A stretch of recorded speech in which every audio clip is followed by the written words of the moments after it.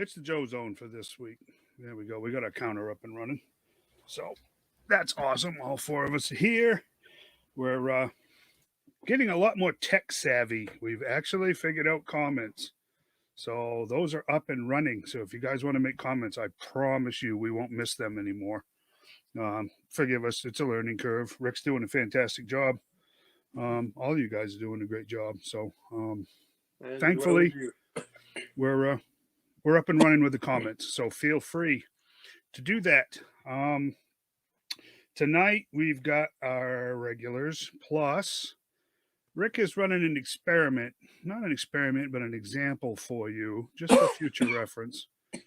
If you end up doing an interview for 10 Hut, which is my segment, you don't have to be on video. You can put up, I don't know, what would you call it, a screensaver, Rick, some sort,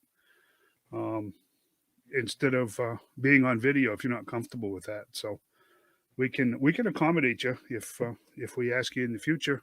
Or if you're interested, you don't have to be on video. So there's a good example of that right there in the top left-hand corner. So, again, comments are up and running.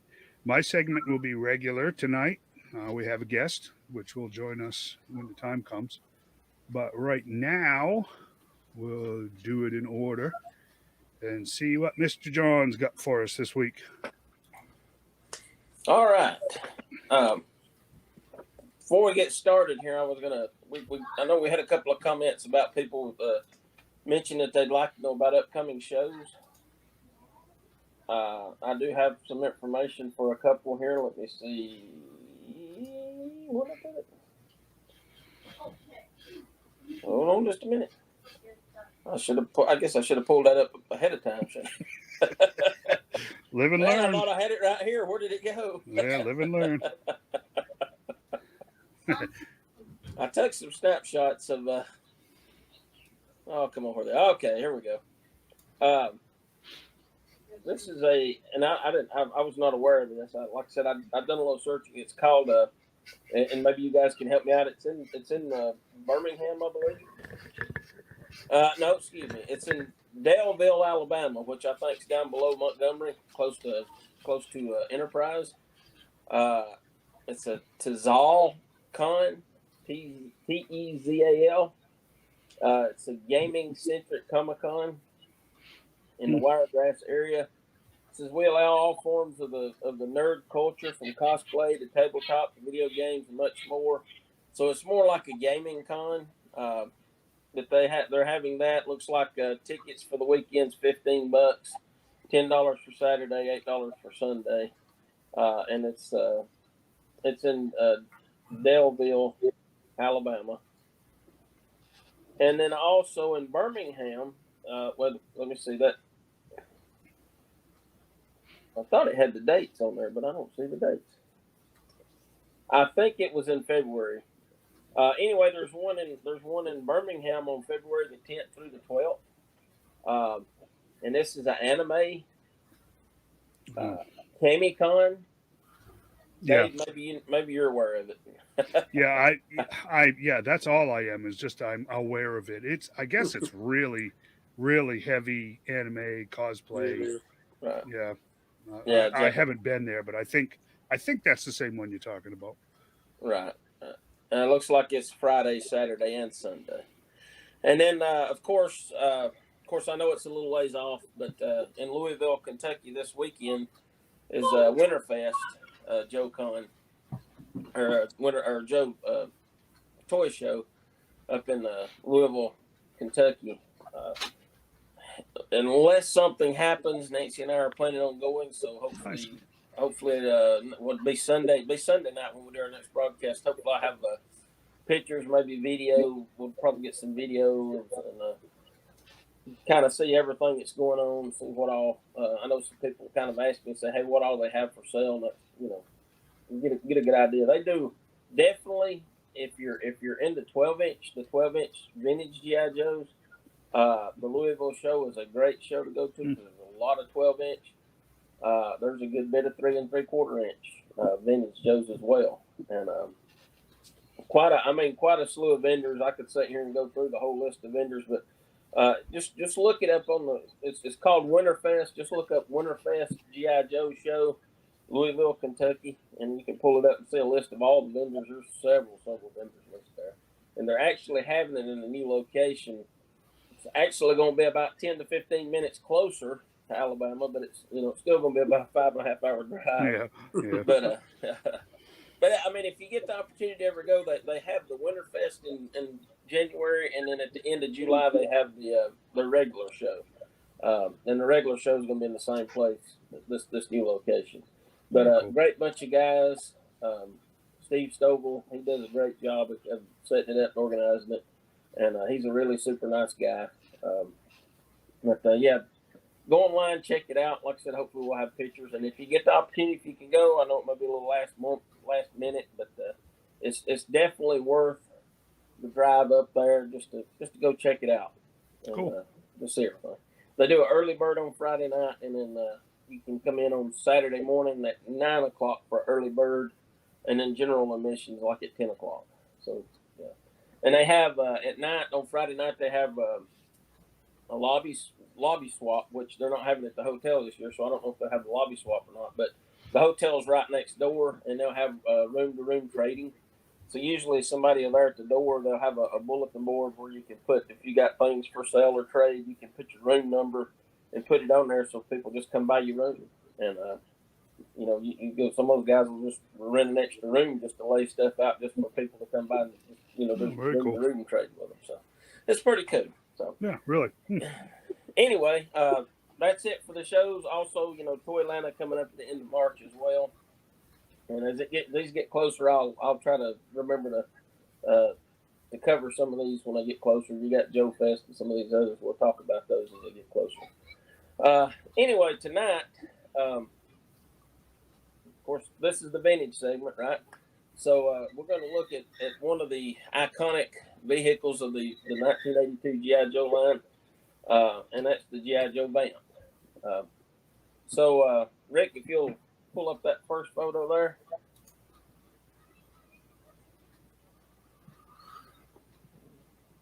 Working on it. Her breaker. Tell Batman to flip that switch over on the left.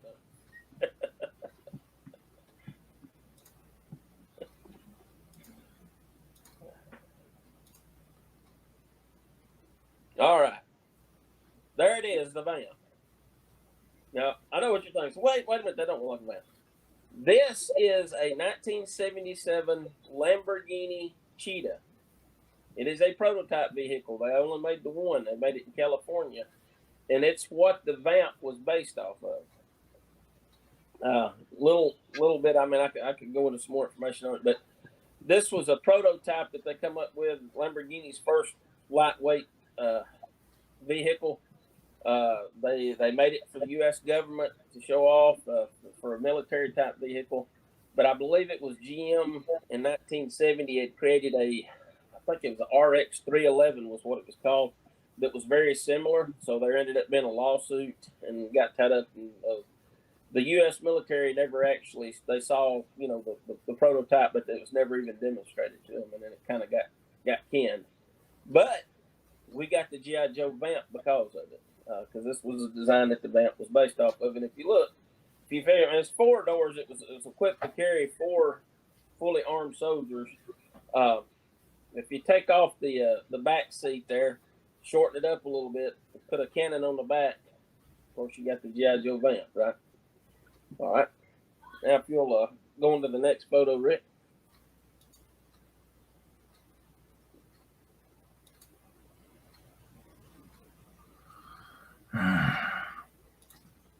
This is a Learning curve, folks. Things are slower in the back cave, apparently. Because too far on the ground. yes. There it is. All right.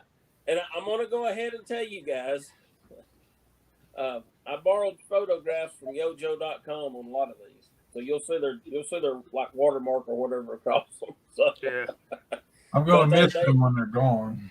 Yeah, they're one of my go-to sites for looking up Joe stuff. So when I'm out somewhere and I need something quick on my phone, I'll go there. So this was a 1982 VAMP. The VAMP stood for Vehicle Attack Multipurpose, and I didn't quite finish spelling purpose, did I? I left the S and E off. What's purple? It's purple. I like that. Is that like the cat police or something? Purple. Yeah, Purpo. the purple. Yeah, The purpopo. Alright. But there you can see, of course, the VAMP. This is a kind of an alternate view of it with the gas cans on the back, cannon. You can very much see the design of the Lamborghini Cheetah when you look at that. It's really, when I saw the picture of the Cheetah, it was, I thought, wow, that could be that's a real live VAMP. I mean, it really is. So 1982, the VAMP came with, of course, clutch.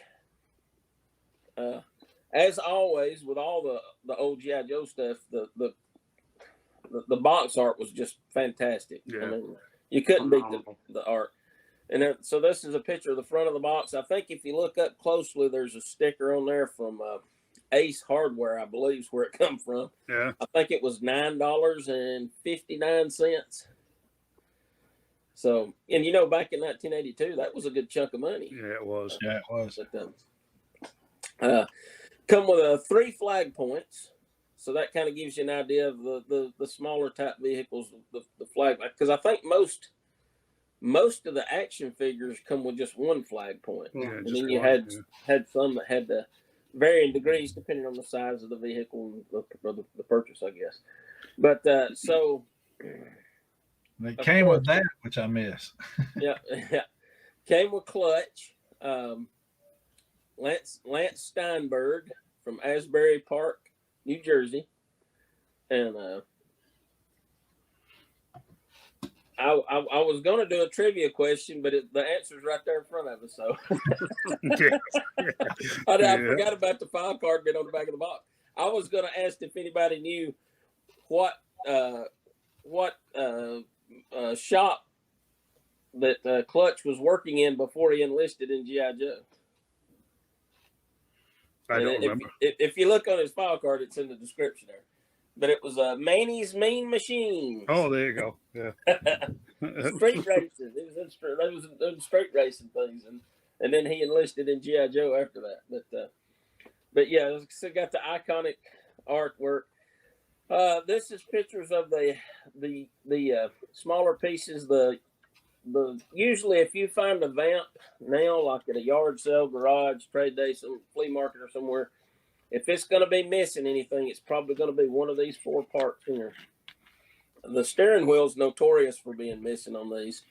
The gas cans, the gun actually had a little lever that you could move, and it would actually move the cannon side to side like it was firing. Oftentimes you can, that's broke. That little mechanism there is broke. So these are the parts here that are very, like I said, very commonly lost or broken. So if you find a VAMP that's got these parts on it, even if it's in rough shape, it's worth getting. Unless they just want an ungodly amount of money for it, it's worth getting just for those parts. This is the box art for Sears. So the VAMP come out in 1982. It run from 82, and they retired it or discontinued it in 1984. But in 1984, they put this out as a Sears exclusive, and it was a VAMP that came with a Hall, the HAL, that pulled behind it. So the 1984 was also when they come out with the VAMP Mark II, if you guys remember. Yep. And the Stinger Jeep. Of course, this is a picture of it out of the box as it's being pulled. And I don't know, you can't really see in that photograph, but we'll see it here in just a moment. There was nothing really different about the Howl. I think it may be a slightly darker green. The VAMP was pretty much the same except for one detail, and you can kind of see it there in the picture. But it actually had the, I guess you call it the chassis for the VAMP Mark II. The shovel molded onto the hood. because the original vamp didn't have the shovel on it. So they added the shovel in 1984. The majority is that the next picture, Rick? Can you go to the next picture? Okay, yeah, there you go. So if you look real close, you can see the original vamp on the left, the 1982 vamp, and then the 1984 series exclusive vamp with a shovel. It's believed that the majority, if not all, those series exclusives had the shovel molded on. There possibly, I read somewhere that they said there possibly might have been a few of them that had the original vamp mold that didn't have the shovel, but the majority that people have found has the shovel on it. So, and like I said, it come out in 1984, so it's a little transition there. And I think probably they had the mold redesigned a little bit for the Mark II, so they went ahead and just cast it in green and put it in that series exclusive. And I believe, okay, so this is a series exclusive that only was released in Canada. And this is one of the ones that I'm missing from my Jeep collection. But it's basically the Stinger Jeep. I believe this one came out in 1983, so it does not have the shovel molded onto the hood. It's the actual original vamp. And you notice, you say, well, that looks like a Stinger, but if you notice, it doesn't have missiles on the back. It's got the cannon. So that's the difference between it and just a Stinger. Plus, it don't have the doors on top. Right. So basically, it was just the vamp painted black instead of green. And here's a couple of pictures of it from different sizes. I love the mobile missile system too, and that black with the red logos. To me, it's just got a like a night ops type vibe to it. Yeah, very cool. It was very interesting. I definitely got to find one of those. That's one on my bucket list I'm looking for. So if anybody's got any leads on one, let me know. so this is the vamp in different types of media. The vamp was featured on the cover of G.I. Joe #8, Marvel Comics. And it was featured, I believe it was featured in the very first issue or first couple issues of G.I. Joe as well. I believe it was the first issue when they had the excursion on the island where they airlifted the vamp in with the, I believe it had the hull pulling behind it. And then they actually had to abandon the vamp.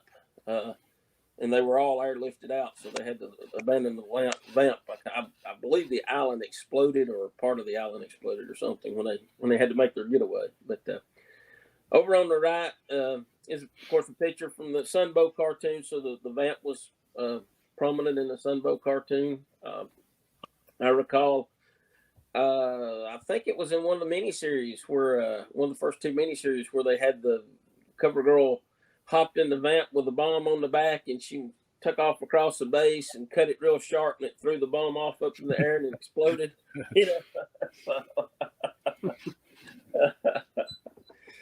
Okay, here is just some different things that I found these on yojo.com, pretty interesting.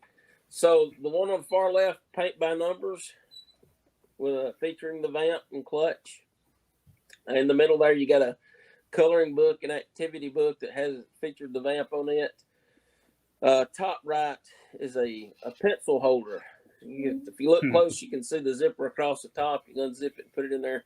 And then this one baffled me because I do not remember this, but the bottom right, that's a toy box that they actually put out. And if you look real close, I don't know if you can see the little white wheels. There was white Kester wheels on the bottom of it, so you could actually roll it around. Wow. And I looked right now, or at least last night, somebody had one on eBay. They wanted, I think, starting bid was $450 for it. Good Lord. But yeah, really, huh? I never saw one. I don't even remember it. So I mean, that one was a new one on me. And so, if anybody in the group's got one, send us pictures of it. We'd like to see close-up pictures and see, what all it looks like. But I thought it was kind of neat, And so that's kind of the vamp, and this is my own personal Jeep collection here. So I've got, like I said, I'm missing a few. That one series exclusive being one. Kind of in my front row there, I have in the top left, of course, is the original vamp. the vamp behind it is the one that they done with the 25th anniversary, where they kind of beefed it up. The shovel actually come off the hood on those. I don't know if you recall that or not. I remember that. The Vamp Mark II, and next to the Vamp Mark II is the Melian Vamp Mark II. It was a lighter, more of a cream color than brown. Of course, you got the Stinger next to it. The Tiger, was it Tiger Cat? No, Tiger Cat. Was that right? The Tiger Cat was the Tiger Force Snowcat, right? That was a Snowcat. This was the, I forgot what it's called. So, anyway, there's the Tiger Force Vamp. Okay. And then behind it is the Tiger Force Vamp from the 25th anniversary. That's the 25th anniversary, or the Collectors Club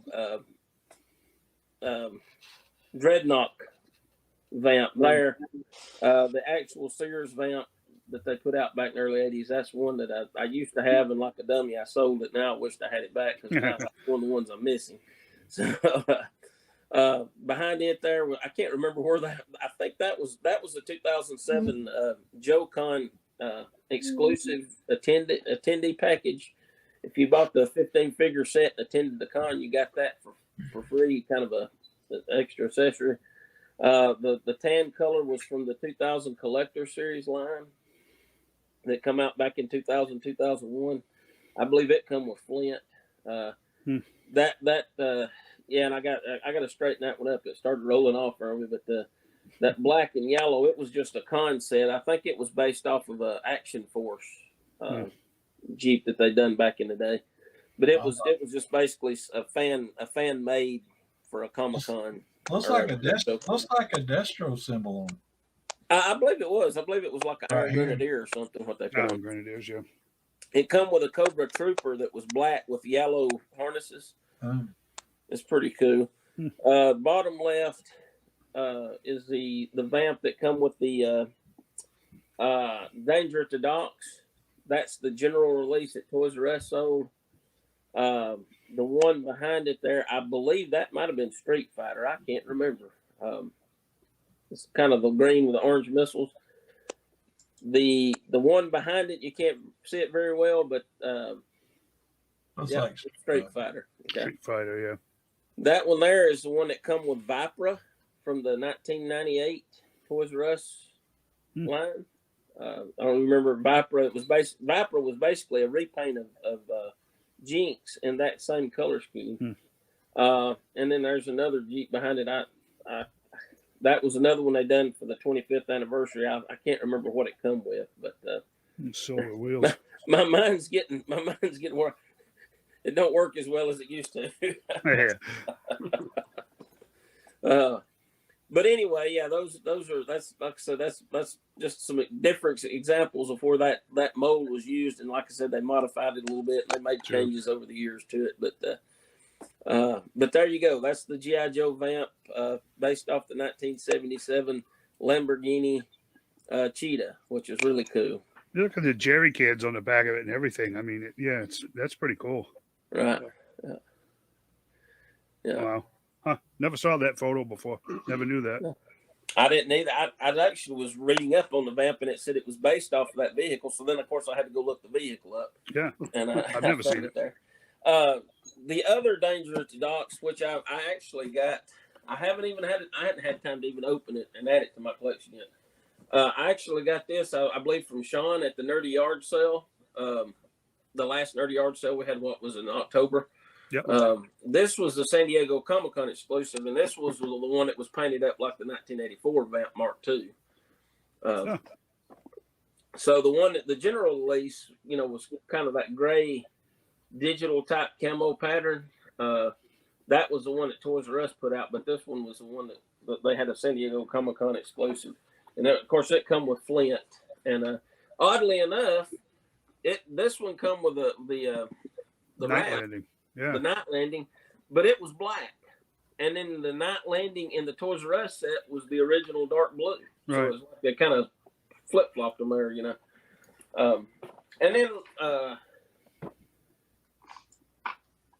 then you have the the recently released Stinger that Hasbro Pulse just put out.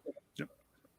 And it's based, of course, it's got the molded shovel on there, which kind of surprised me. I'm surprised they didn't reuse the 25th anniversary mold that had the removable shovel. But it looks like they went back to the original mold. Now, the thing about this, and you guys probably remember, we kind of talked about this back when it came out, the body is a lot softer. It's a lot softer plastic. Yeah, it is. And, I mean, it's very light, too. I mean, I was amazed. I mean, it feels like I'm not even holding anything in my hand. But from my understanding, this new type plastic that they're using is supposed to not become brittle over time. I guess that's why it's softer instead of, because the others are real hard, I mean, right out of the box. Of course, now over time, age and all that, they're brittle and can break real easy. So, I mean, that is a plus. If it lasts a lot longer, that's great. I mean, it's a shame we didn't have that technology back in the day, because our vintage stuff would probably be they'd probably be a lot more of it, because I'm sure a lot of it got tossed where it would break and stuff. But it's overall, I like it. It's a pretty neat Stinger, for an update there. One other thing that come out in last recent years that featured the vamp, of course, was the small die cast that come with a Duke figurine, and of course this one Duke. I don't know if you can tell, but Duke's actually facing away from the. He's actually packaged in there backwards. But yeah, they had the which I never saw, and maybe you guys did, because on the back they show a Stinger and a Hiss tank, and I never saw those in the store. I ordered the Hiss off Amazon. What was that? I ordered the Hiss off Amazon. Did you? Yeah. What about the Stinger? They had them available too. I think Shane's got one. Oh, has he? Give me just a second. They're pretty cool. The Hiss is pretty awesome too. Is it? They're well worth the $10. Oh, I paid that's like it. 7 on 10 or 12, I can't remember. It wasn't a whole lot. I mean, I paid like 7 on Amazon. I should have got the Stinger too as well. Yeah. So it was a long time before I even saw them in the store around here when they did come out. And oh yeah, I saw one at Walmart and I was like, well, that's so cool. I gotta have that. And I looked at the price. I'm like, yep, there it is. oh yeah, oh yeah. I'm gonna have to find one of those. Yeah, Yeah, it's real cool. yeah, I like that. Very Highly cool. detailed. The missiles come off. Now they might. No, I don't think they do. I think they're there for good. The gas can't stay in too. Okay. Well, at least you don't have to worry about losing them. How about the steering wheel? Steering wheel still in there? Hey, yeah, it is. Yeah, it comes with a Cobra Commander figure. Oh, okay. And the Hiss comes with the Destro, I do believe. All right. Missiles move. They only move side to side. They don't go up and down. Okay. But yeah, it's nice. Looks have like, it and the vamp also. do we have a Nice. comment there, guys? Yeah. Nice collection. Jason, Oh, okay. Thank you. Yep. I appreciate it. Jason Minesco. I seen it pop up, or I was trying to get it. Okay. So yeah, so that's I don't know if you guys like it. Just let me know. Give me some feedback, and maybe we'll cover other vehicles. I mean, we got several that they've done a lot of different variations on. The Mobat's another good one. That'll probably be the next one I'll cover in the upcoming weeks. But yeah, if anybody's got any suggestions, anything they want to know about, like I said, if there's another vintage toy line that you guys are interested in, let me know. If I don't know anything about it, I'll sure do the research and find out about it. They certainly did tonight. That was awesome.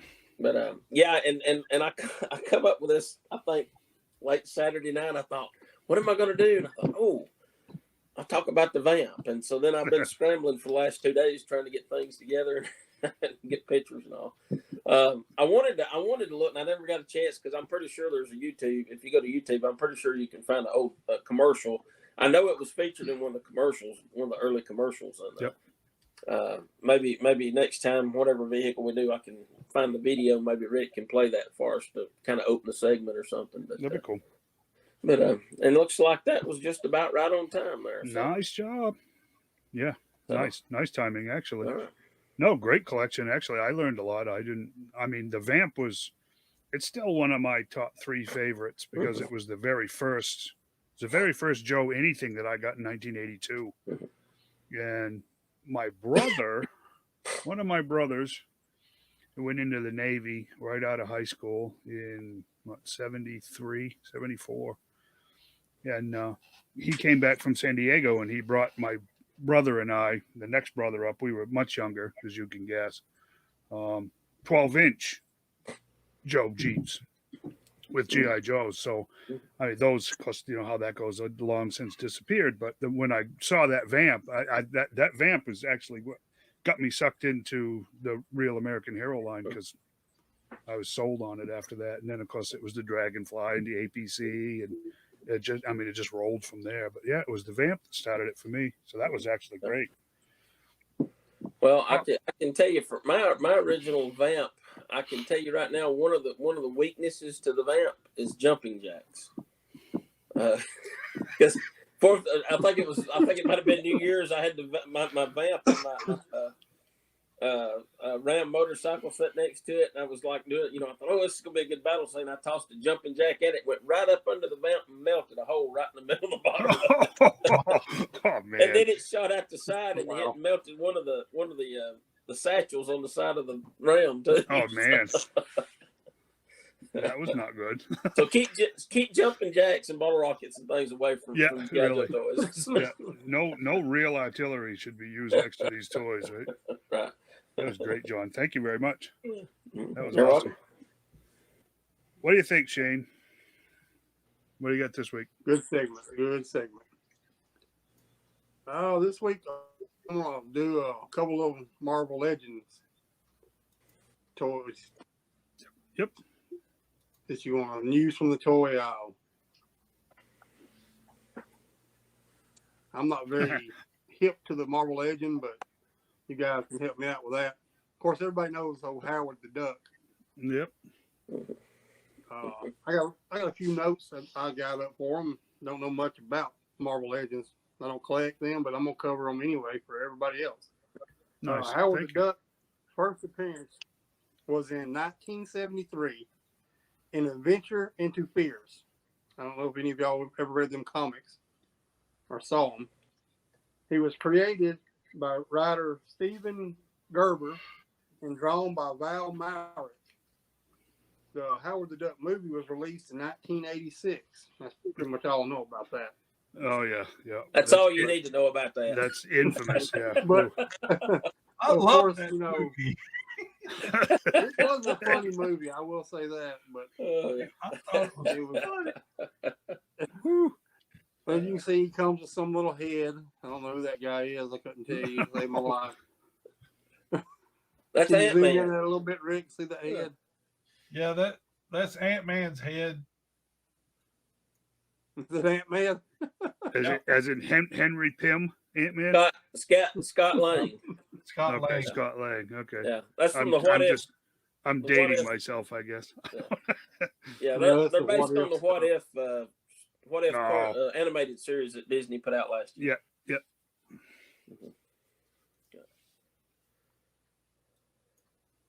And this here is a Loki figure. I really don't know who he is, like I said. No. But these are guys you can look for now. They're coming out, hitting shelves. Well, Anybody know what his name is?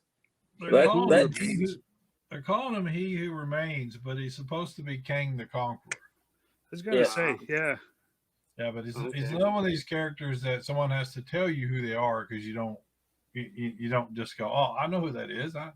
Right. So you don't really know anymore. So it's kind of iffy, and then they're not big on actors wearing masks and stuff anymore. So because it takes a lot more effort in the writing to write emotion into a blank mask. Right. Right. It's the one I want. There's Red Skull. I know Rick is looking for him hard. Yeah. Wanting to do a custom Cobra Commander, correct? Yep.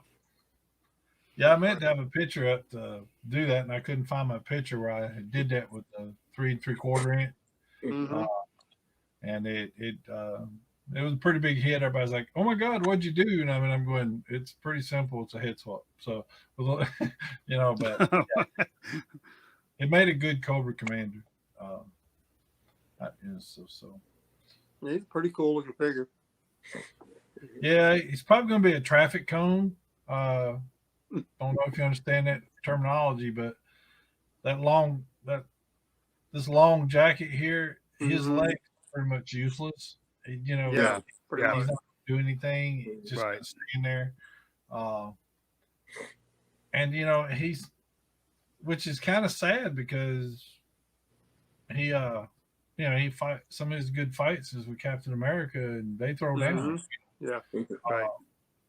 And well, he can fall down. That's about all he can do. And Yeah. he couldn't get up without help with that long coat and stuff. So and then he's Other- pictured a lot. And then it's kind of like others. It's like he's pictured a lot sitting, but you're not going to get him to sit. No. It's the problem I had with the first Cobra Commander with the classified. He's got that little tailpiece there to his jacket. Mhm.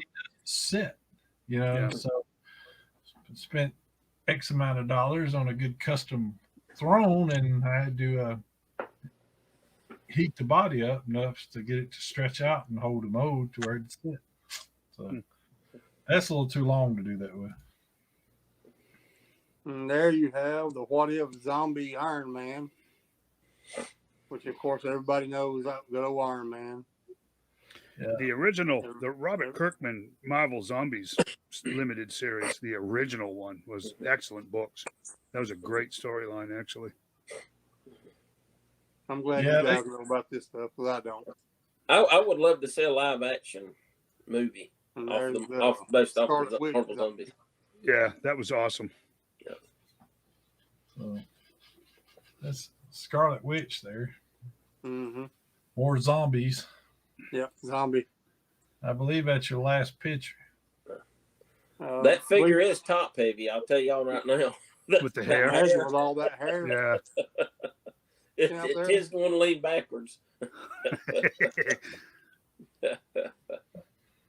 And you can also find the Wakanda figures still in stores. Yep. Black Panther Wakanda. I'm seeing them at Target's got clearance them on aisles. sale. Yep, I'm seeing them in clearance aisles right now. Yeah. And I think a lot of them's. It's got nothing. It's you don't see the toy. You don't see what you're buying, Yeah. Right. It's yeah. and Yep. that's just a selling point for a lot. Shazam's 95 for Disney live action for Disney Plus.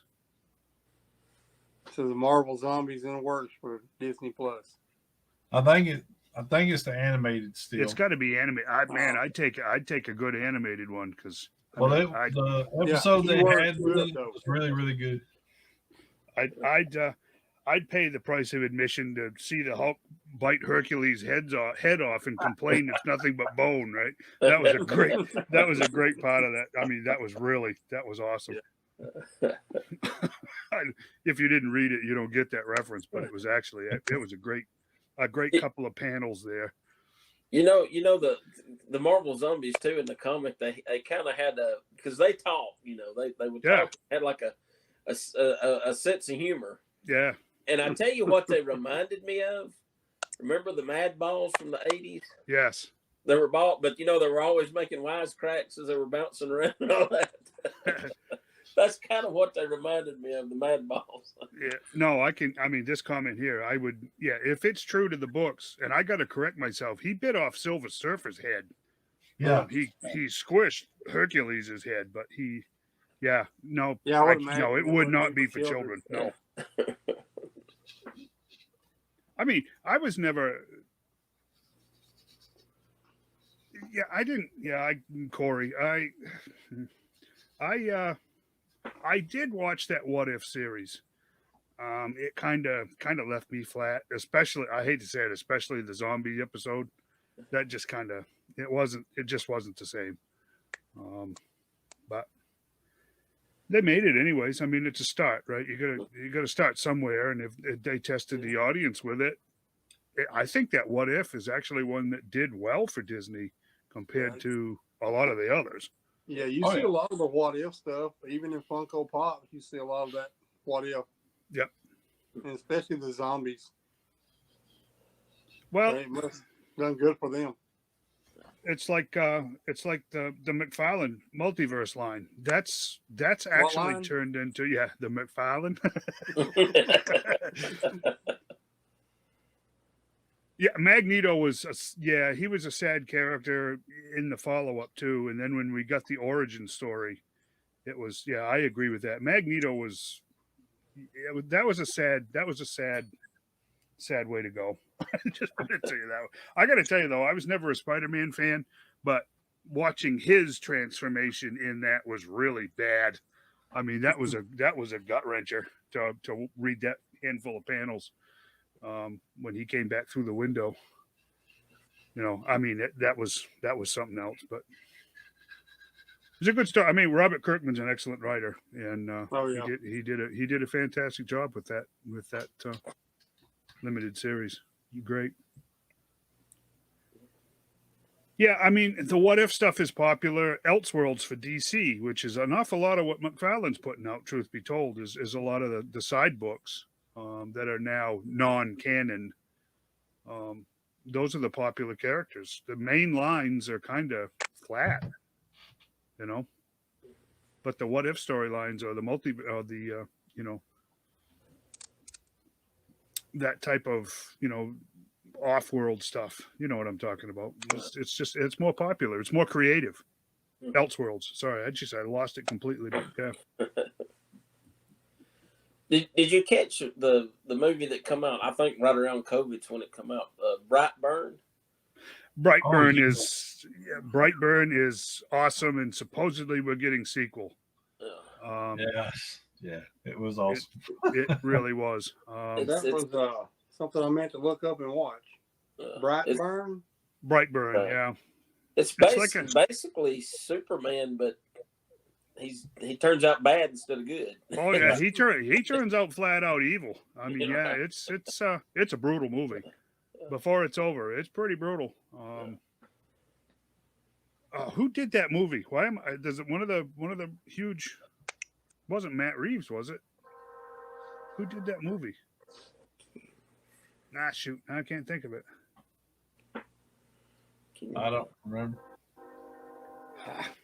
I can't think of it either, and I don't have my phone right here to Google it. So, yeah, that first Shazam's 95. Yeah, that Kingdom Come Batman looks a lot. It looks a lot like the DC Direct from years ago, and that was a very good figure. Except those armored wings would break; those hinges would break if you tried to mess with them too much. Hopefully, they fixed that problem. I'm looking forward to that figure too. Actually, that Kingdom Come. That was always one of my favorite stories. It was an interesting hodgepodge of biblical prophecy and an Elseworld tale. It was an interesting take on things, I remember I was driving truck over the road, and I had it on audio, and I listened to it quite a few times on audio because it was actually acted out by a set of actors, and it had sound effects and everything else in it. It was very cool. I always liked that. Mark Waid did a great job on that, and I'm just one of those ones. I think anything that Alex Ross has ever done art-wise is just absolutely amazing. That photorealistic stuff is amazing.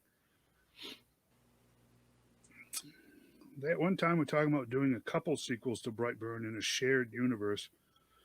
Yeah, that's boy, I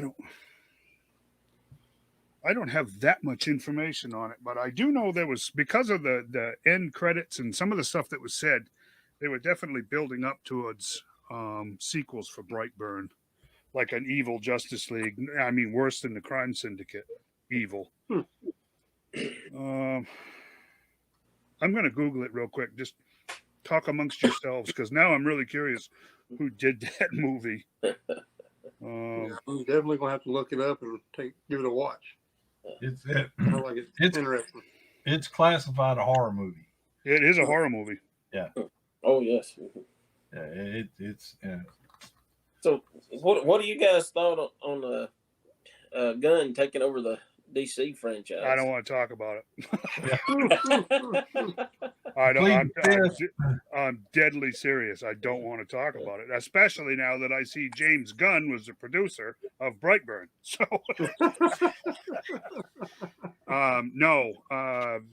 no, he's already made statements just in the last week, over the past weekend, that he wants to bring the cast from Guardians of the Galaxy over into the DC universe. He's already talking about reusing the actors, Chris Pratt, Dave Bautista, anybody that'll follow him, I guess. I saw bits and pieces of the spin-off series he did on HBO Max from the second Suicide Squad movie. I just found it vulgar. I guess that's the best way I could put it. I found it disrespectful to the characters, and I found it vulgar. I mean, when they're dropping the F-bomb and, Aquaman, Jason Momoa's Aquaman tells Ezra Smith's Flash to F you. I just find it vulgar. I find it childish. I just have no interest in anything that Gunn is going to do. I just don't. Zack Snyder had his issues, but if you haven't watched the Snyder cut of Justice League, you're missing out, because that is spectacular. It cleaned up an awful lot of Batman versus Superman, and it just that should have been the movie they released instead of the one that they. Well, Zack Snyder's daughter committed suicide, and Warner Brothers hated Zack Snyder, and they took the opportunity to bring in that other director, Joss Whedon, who was toxic, and everybody knew it. That guy had been toxic since the Buffy the Vampire Slayer days, and he, by their command, rewrote basically 90% of that movie, and it was an absolute hack job. Had nothing to do with nothing, honestly. So I think, if you want my honest opinion, I think them bringing Wheaton in was Warner's executives' way of killing that timeline. I don't think they wanted anything to do with Zack Snyder anymore, and they killed it. I have to say, a lot of it was timing too, because let's face it, Marvel fanboys are pretty rabid about those movies, and if you weren't going to play in the same sandbox as those Marvel movies, no one was interested. So they got just filleted online. And they just weren't that bad. It's Elseworld stuff. Yeah. It wasn't DC continuity. Yeah.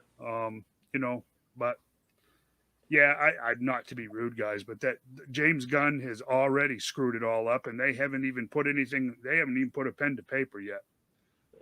Just in his comments, and Rick and I have talked about this with Henry Cavill, or Cavill, however you want to pronounce it. He is the absolute perfect Superman, and he couldn't get rid of him fast enough. So I mean, it's just a shame that they decided to pick him of all people to do it. So didn't he also play The Witcher, the Henry Cavill guy? Yes, I heard today that he quit the show. He did, because Warner was talking about Man of Steel 2. Mr. Henry took a screwing by DC, because he quit The Witcher because he had been told he was going to reprise Superman. Right. Well, guess what? Once that was all done and they gave that role back to that Hemsworth kid, here comes James Gunn. Oh, no. We're going to do a much younger Superman, and we're going to focus on his days as a reporter, which nobody cares about. I mean, Superman can move planets. I don't want him sitting I don't need to watch 2 hours of him writing an expose on, For real. on whatever, They're going to make a movie of Smallville. Oh, Lord. Yeah. It was a a lot of people love that TV show. That's a TV show. It doesn't do well for a movie. Right. Or the Lois and Clark movie or something like that. It's like, right. Those are TV shows, not movies. Right. So. And I hate that for The Witcher, because I love that TV series. Oh yeah, I know a love lot of people did. It was, to me, I really enjoyed it. So that's my rant for the week, I guess. I've been almost exclusively a DC fan for my entire life, which is a while. And you know, we had a hit here and there. You know, the first Superman movie in '77 or '78, whichever it was a great movie. After that, not so much. I have to be perfectly honest with you. As a Bat fan, I hated everything that Burton put out. Yeah, and I get it. Even '89, I could not stand Batman '89. The only thing I have any use for is that Batmobile. That was fantastic. Other than that, absolutely hated it. So from my perspective, I've been waiting 50 years for Warner Brothers to get it straight and give us good DC material on film, and it just doesn't seem to be happening. Just the second Joker movie is going to be a musical. I don't even consider that a Joker movie. Well, That's not Joker. no, Now DC rules when it comes to the animated movies. they're awesome. They I mean, you just can't top what they do. I mean, you know, so I'll give you a review. I sat down with my 12-year-old today, and I watched Super Sons that came out on HBO Max. It's Damian Wayne and Jonathan Kent. I turned that on fully expecting a junk movie. I have to tell you, that was surprisingly well done. It really was. I'm not a huge fan of the animation, but man, it was actually a good movie. I liked it a lot, actually. They did a good job with that one. But, you know, yeah, Rick's right. The animated stuff that they've put out over the last, 15 years is fantastic.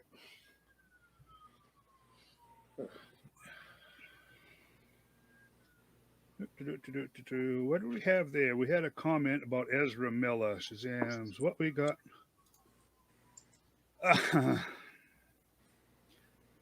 You know what, bud? I can't. With all of the allegations in the court, and I mean, some of the allegations against this man are seriously pretty twisted. Why they are hanging on to this last Flash movie when they've already damned it to fail? Let's face it. We've still got 3 DC movies coming out that are Snyderverse, right? The second Aquaman, this Flash movie, and that Fury of the Gods, the Shazam. They've, to be blunt, they've already damned them to fail because everybody knows that timeline is going nowhere.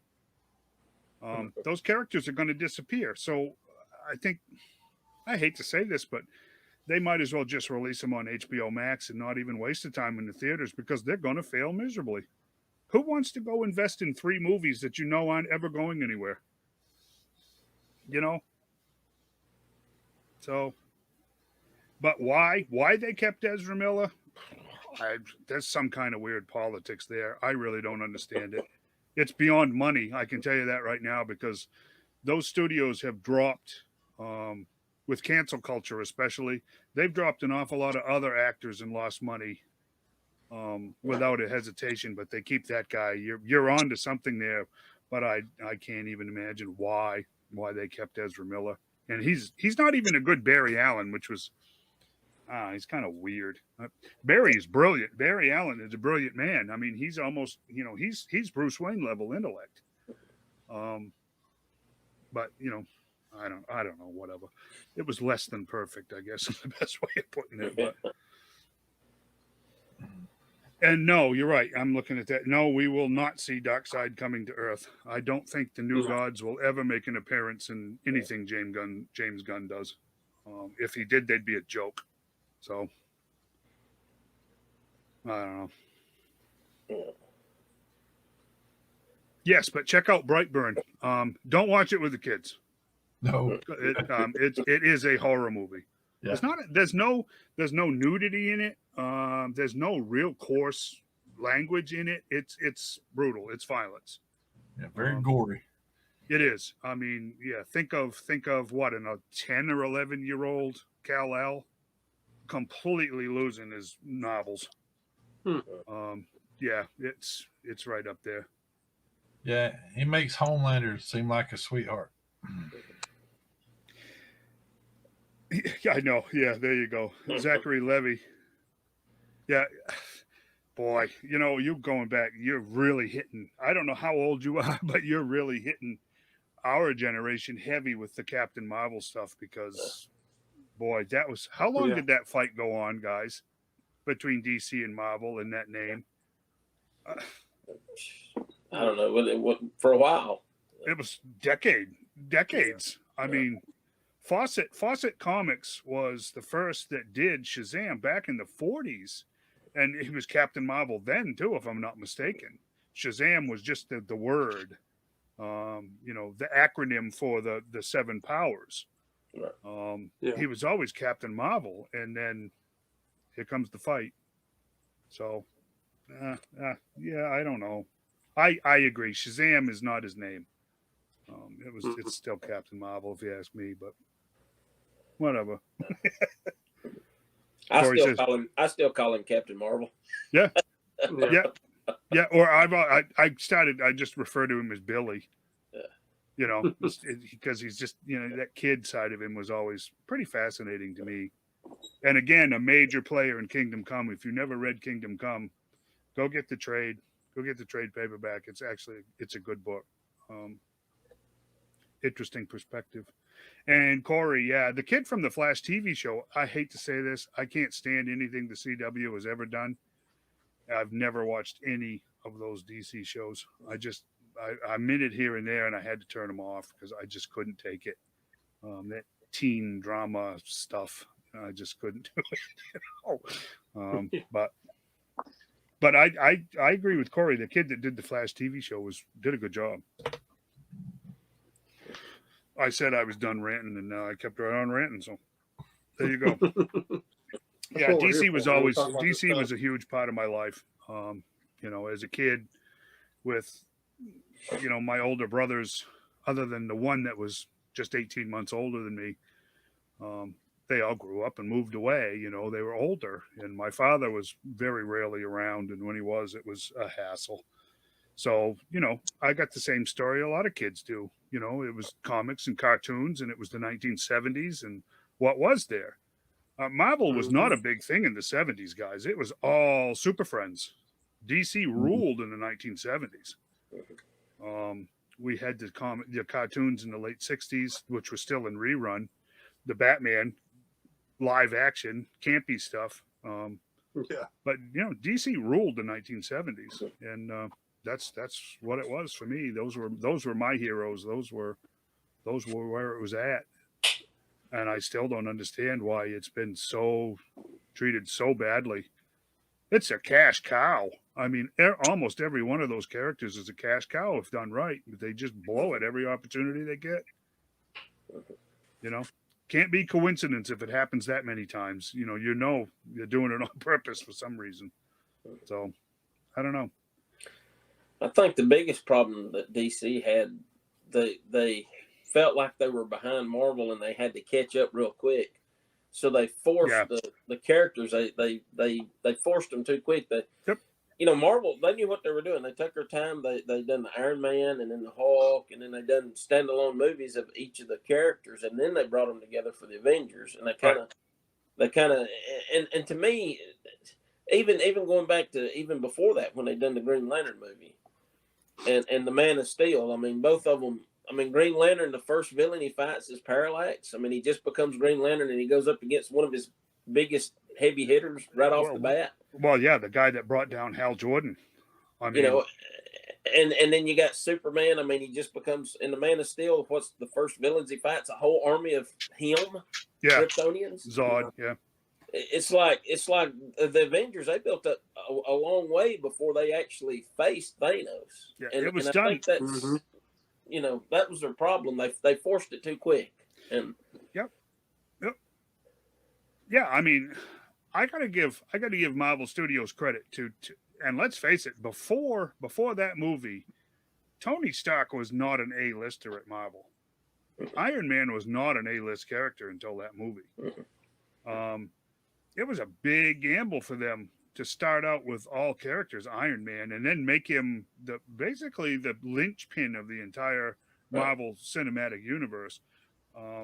The Hulk, I liked the Hulk. I liked I liked the visual of the Ed Norton Hulk. I think he looked better instead of the gorilla-ish.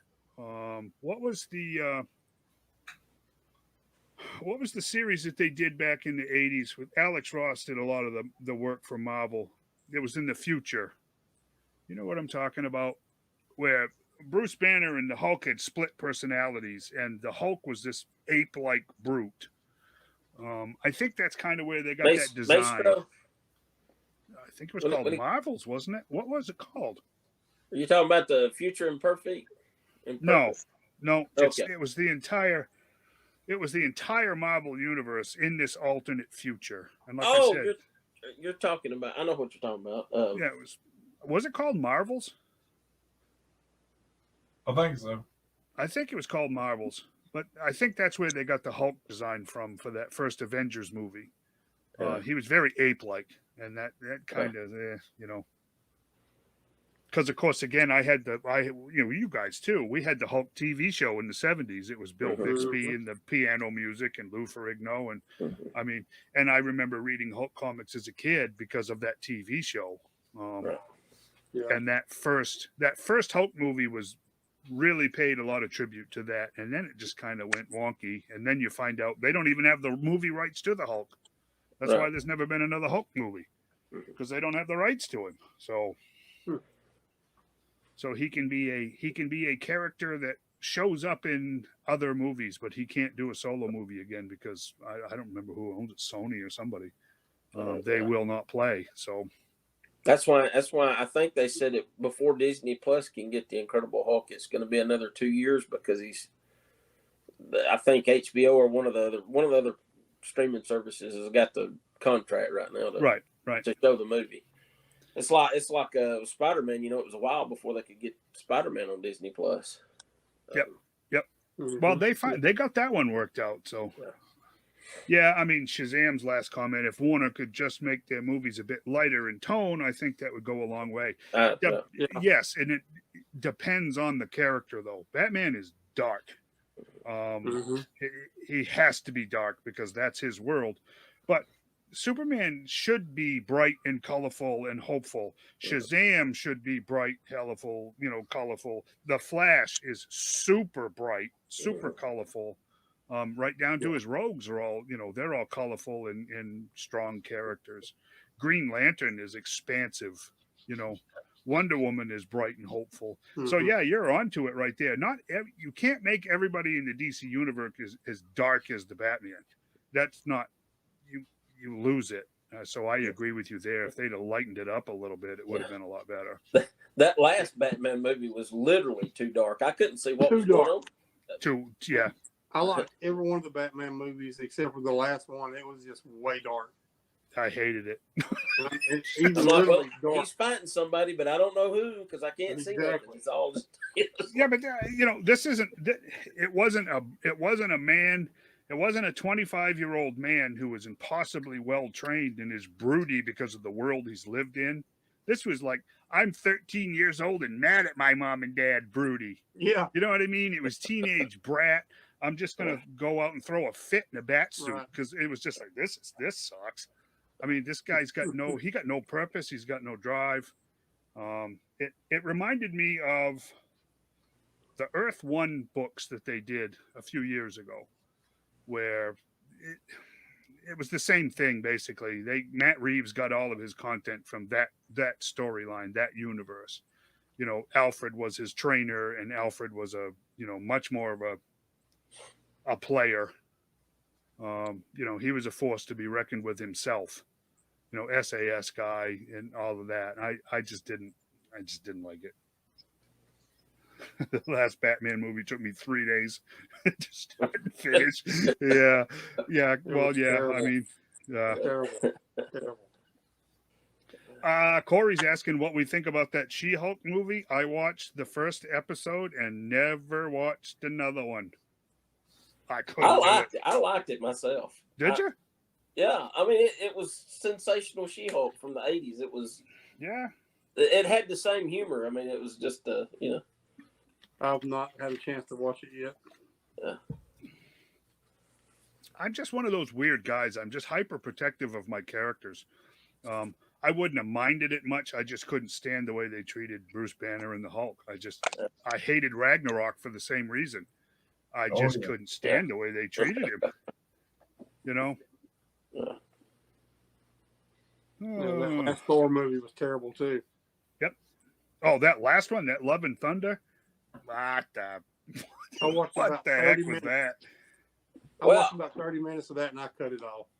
It was bad. I finally figured out how to tolerate it because to me it was just too silly. But you got to think Korg was narrating it, so you got to think. Well, it was just Korg telling the story. Yeah. It wasn't really that far. I mean, he didn't ride he didn't ride Stormbreaker like a witch riding a broom. That was just Korg's take on it. You know what I'm saying? Crazy. And I thought it would have been great if maybe at the very end, one of the end credit scenes would have been, because at the beginning he basically destroyed that Crystal Palace that they were trying to save, and he flew up through the middle and the thing collapsed. Yeah. I thought it would have been great if at the end, when Korg finished telling the story, Thor said, "Well, it didn't quite happen that way," and then maybe show where he just was in the palace and knocked the vase off and broke it or something, Yeah. And that was what really happened, It's like, jeez. That Shazam, the goats made Love and Thunder for me. Yeah, I have to tell you that the screaming goats were actually kind of funny, just because that was the just best part of the movie. It was a running gag that actually worked for some reason, because the rest of it was just so ridiculous that you might as well have screaming goats along for the ride, right? I mean, I don't know. I never even made it to the end, so I couldn't tell you what happened. I don't remember what happened. For me, it just made Thor look like an idiot. Yeah. Yeah. And that's complete idiot. And that's part of it, because one of the end credit scenes actually showed Hercules, and it showed Zeus, and Zeus was a whole lot more serious at that end credit scene than he was made out to be during the right. And that's why I think what they were getting at was Korg was just over dramatizing it, but they didn't specify that so the audience would know. Yeah. So a lot of people was thinking, hey, this was the movie, this is how it happened. But if they would just alluded to like, hey, well, it didn't quite happen that way, or maybe but I don't know. That's the only way I really can make sense of it. Be honest with you. Yeah, I know. I did read an article that Chris Hemsworth said that was it. He will not have anything to do with the Thor character again because of that movie. It was just so disrespectful that he just. Yeah. And you know what? I get that. And he was probably looking for a way out anyways at that point, because it's been a long time. So I don't know. It's sad because he actually played a good Thor. And he did. Prior to that, when Chris Evans and some of the rest of them had kind of stepped down, Yeah. But before Love and Thunder, Chris Hemsworth said he was around for the long haul as long as they wanted to play it. So not anymore. If he's saying that now, then that means that movie basically done it in. I seen it where he got quoted that he wasn't working with those. I forgot how he worded it. Kind of directors like that Kiki, whatever. Tiki. Yeah, he's a weirdo. That guy. Yeah, he's not working with those type visionary directors anymore. Yeah. Visionary. Yeah. Okay. Yeah. Yeah. Hey, let's get rolling here. That was an excellent conversation, but we got to get back on track. Yeah.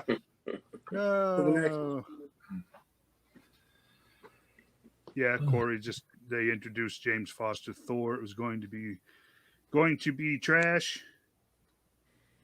Going to be trash. The comic sold poorly and ran for 10 issues. Yeah, well, DC's been doing that a lot lately too, so. Yeah, and I'm not surprised that Hemsworth said he would play Thor again as long as Takiki, there we go, Takiki wasn't director. That I believe. So I don't, but we'll see. Disney seems to be going in a certain direction with the whole Marvel universe that, well, whatever. It was a great run. I can say that. At least Marvel can say that over DC. They had a fantastic run of movies. Like you said last week, it's for the new crowd. Yeah, and that's what I got to come to grips with. It's not made for me. It's just not made for me. So I got to give it up or stop buying more Blu-rays, which, by the way, I have started doing because, well, just because. I'm not on Blu-rays. So what are you going to do this week, Rick? Well, we got to see John's display of toys. Yep. And we look behind you, and you've got Jim sitting out there, and then Shane's got a nice display. And when the camera's on me, I guess I got mine set up and stuff. But typically, I like to use, like others, the way I display my toys is through toy photography. Yep. And so, going to start a session where we got a Instagram page. And going to give a hashtag for people to use for when they do their action figure photography. So just on the random kind of thing, and I'm kind of short, so we kind of went over, so it all worked out really good now. So because there are a lot of extremely talented guys doing this toy photography. And and you're one of them. Then that's how we like to share our collection with the world. We're not content with it sitting on a shelf. We're going to show everybody. Right. And we'll pose it and all that kind of stuff. And it got the ACBA boys got it actually registered as an official art form. Nice. The ACBA, action figure stuff, and so it's a good hobby. It's a very obsessive hobby for some of us, and it can get very expensive. Sometimes you buy action figures, I know I do, that I don't particularly want. They just complement a character that I do like good. So, the second stringers and stuff like that. So we're going to start my new session now and everything. But it's just going to be Joe's Own Picks, hashtag Joe's Own Picks on Instagram. And every week I'll start pulling probably about 4 or 5, everything. And I'm going to have to figure out a way to get a better resolution here. Here, this is from looks like Flatline 54 Monkey Wrench, and we have Shane's favorite folks there, them dreadnoughts. It's like Monkey Wrench, kind of lean over the building with some writing on the side and everything, and he's got just random stuff here. The back alley, probably garage door where they keep the bikes and everything. Just you could just see that would be what they would do, Yeah, I got smoke a cigarette. Mm-hmm. Yeah, have a grape soda. That may be grape soda down there. Yeah, chocolate donuts and grape soda. Yeah, he's got the enemy dreadnought, and Zartan, Zorana, Xandar, Zanya. Zanya. After my time, that stuff. So it's lit perfectly. It's staged and set perfectly. I love a picture like this one where you kind of feel like you kind of want to see what happens next. Yeah, yeah. What's he waiting for, right? Yeah, it's like is he see dreadnoughts, the rest of them pulling up to him, or stuff. So maybe he farted and ran outside really quick. Pulled the door down. Yeah. If it was Ripper, I'd say that's what happened. But yeah. Ripper, yeah. Had to call Cobra Commander to send them Toxo Vipers. So yeah. So let me ask you, Rick, how much of that photograph right there is actually set? A set piece, or how much of that is photoshopped? I think this right here is probably 100% set. Set, yeah. Looking at it, which is a tremendous amount of work in itself. Yeah. Now I'm guilty of a little bit more quantity than quality sometimes, because I'll just and some guys will put a whole week into a picture. Oh, I bet. Yeah. The sad part is the media outlet that we've been using, like Instagram and stuff, are all going to Reels. So Oh, where this guy here, I don't know if I saved it. That's not showing. This guy last year about this time would have probably had 500-600 likes easy on this thing. And he's probably got 50 now. You know, Yeah. unless he's rocking, 20-30,000 followers and stuff. But I think the numbers are that even with groups, face stuff like that, the participation is only like 10%. Yeah. Yeah. And stuff, because the algorithm, people just aren't seeing stuff. And Corey, I appreciate that, but that takes a lot of work. It would. Yeah. So, anyways, Flatline 54 Monkey Wrench. I don't know if that's the whole name or if he's just saying the Monkey Wrench is the title. It's a very excellent job. Yeah. Fantastic picture. Yeah. I really look forward to getting these guys in 6-inch scale. Yes. Here comes another vintage from Oh, there you go. Yojo_collectibles. Good old Firefly doing the Firefly thing. Once again, this is probably, I'm going to say 100% practical. You get the explosive pieces that you go to here, and you put a light behind it, and you can either shoot a flash through it or just a light, and it's going to throw that red cast everywhere and stuff, and it's just a nice clean shot of everybody's favorite saboteur, who don't love Firefly. Yep. I think he's probably one of the most inconsistent characters that in the whole Joe-verse, but and while I'm a big Ray Stevens fan, but the way they wrote him to play Firefly, I just didn't like it. No. Plus that he didn't keep his mask on, which is Firefly's whole thing is to hide his identity. It's like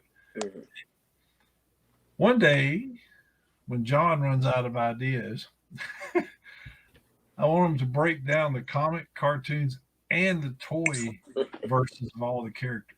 Yeah. Because they're all different. They are. And stuff. So, Firefly's same one. Now you got the movie version of characters. So that's 4 different universes. It's maybe we're not going to get the Snyder cut from that, I guess. Yeah, no, it doesn't exist. And this from Visual Illuminations, and how many cartoons do we watch with Cobra Commander in front of the camera? It says Cobra Demands, it's more vintage figures, all set really well. I mean, it and catching the focus and everything else right to where you get your focus and your point and all that stuff. It's all kind of tricky. Yeah. And there are toys. So the worst part about toy photography is you see a picture and you go, I want to recreate that with toys, but you can't because the diaphragm does not collapse inside. You can't get the arms to go that way, or an artist draws arms actually longer than they were. Yeah. They'll draw them long enough to wrap around something like, you can't do that. Right. But yeah, I did a picture today myself, and I was trying to copy an image that I had found, and I thought, it would be I could pull it off and I was wrong because you can't get. I'll show this on the screen because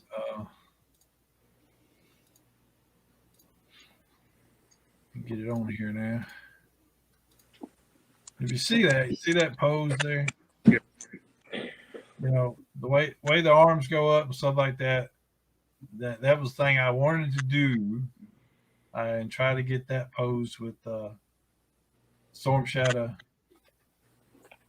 killing Bazooka.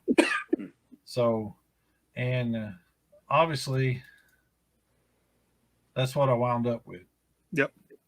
Because Bazooka's arm will not reach up to his head, like it's in the art, and stuff. And it's just, and you can't get Storm Shadow's arms to cross enough, his arms long enough for his just to reach up.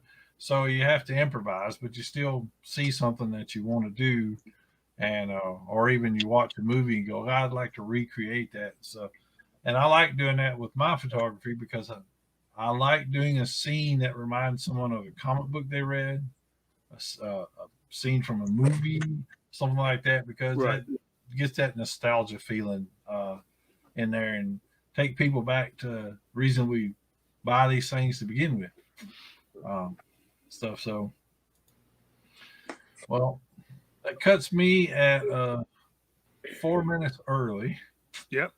So, but anyways, for anybody watching this and everything, we'll get this. Gonna start the hashtag.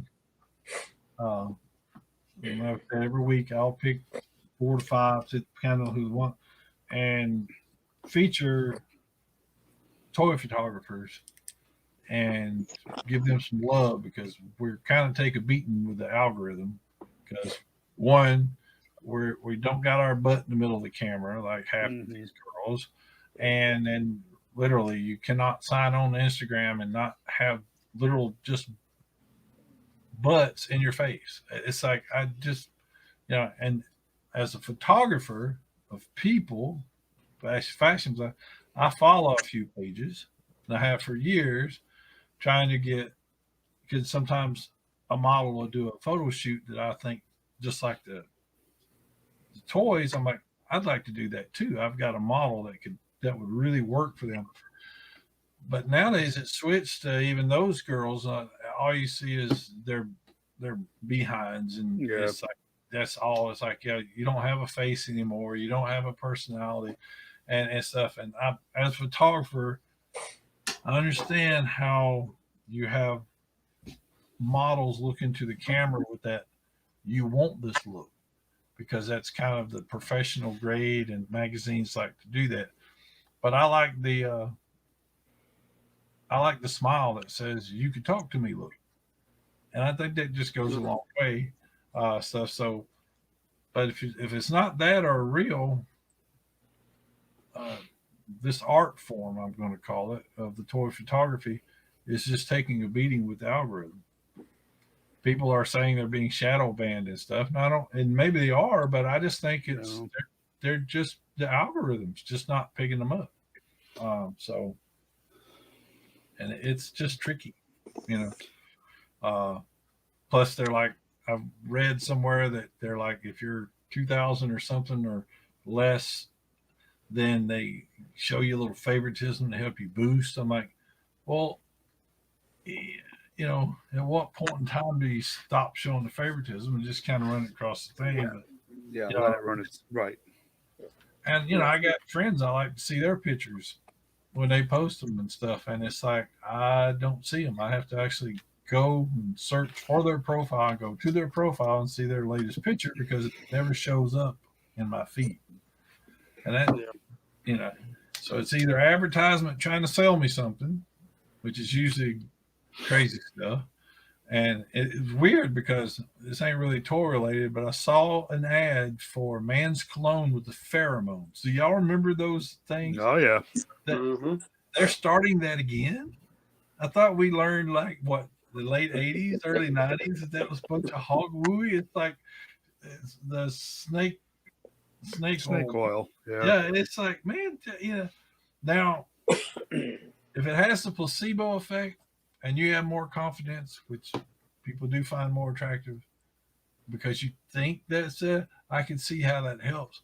But to buy that and think that that's just going to change your world, yeah, I'm like, because Nope. I know I was a teenager and I bought it in the 80s.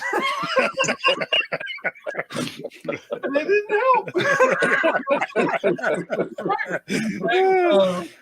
In fact, one of the girls thought that I was talking to at the time thought it stunk. So I'm like, yeah. Yeah, but that's what I've been talking about, right? It's the same thing. They're not marketing it to us. Every generation that comes along, all things are new again, as that old saying goes, right? And that's they didn't know it stunk or it didn't work. They weren't even born the last time this was tried. So hey, there's a whole new set of wallets for somebody to get into. Yeah. Let me I'm gonna send the invite over to send Corey the link and yep. Hey, while he's doing that, just a little trivia there for Shane. Do you know the Dreadnoks almost were not what they are now? Do you know what they were originally supposed to be? No, I do not. Originally, they were supposed to be humanoid bears from outer space. The fatal the fluff. fuzzies, the fatal fuzzies. And Larry Hama, he told Hasbro, he said, "You can't put that in G.I. Joe." He said, "Get him something like a bike." And he's the one that come up with the idea of the biker gang, and so that's how we ended up with that. But yeah, they were almost humanoid bears from outer space. Ain't no way. I wouldn't mind those fatal fluffies after they evolve. That'd be kind of cool. And there was that one episode where they were on the space station. You had those little critters that grew up into those. The fatal fluffies. They were breathing fire and everything else. Yeah. I wonder if that's where they got the idea for the cartoon for that. Probably. Maybe it's kind of like what was the Star Trek version with Kirk and them, the Furbies or what? Oh, Tribbles? Yeah. Tribbles, yeah. The trouble with Tribbles, yeah. Yeah, Tribbles, Gremlins, and all cute and fuzzy things turn into bad things. So yeah. Oh, I remember when that cartoon came out with those, and everybody was griping because it was either Tribbles or Ewoks. Somebody at Hasbro thought that was a great idea and kind of ripped off both, and it was just man. I'll tell you though, if you ever watched Deep Space Nine and saw, I think it was in season 5 when I know the one. They did the where they went back in time, and it was the episode with the Tribbles, and if you haven't seen that episode, you need to watch it. It's fantastic. They've done a great job on that. They did great. Yeah, to take characters and put them in scenes and behind the scenes of an episode that aired in 66, 67. I have to agree. I wasn't a big fan of Deep Space Nine, but that episode was masterful. They did a fantastic job with that. Hey, Corey, check your invite. He's seen it, so let's go. As the Ninja Turtles once said, "Clock's ticking, dude." I sort of got a Ninja Turtle today. I got the Shredder Morphinized. It's like the Tommy version of Shredder. If you combine the Mighty Morphin Green stuff, that was on sale too at Ross. And I'm like, I didn't know they made that, but it's pretty cool. So wow, those figures, huh? I was going to say those figures only come out just a few months ago. I'm surprised they're already marking them down like that. Yeah. All right, we got Mr. Corey here. Hey, there he is. What's going on, guys? Not a whole lot. Corey. What's up, Corey?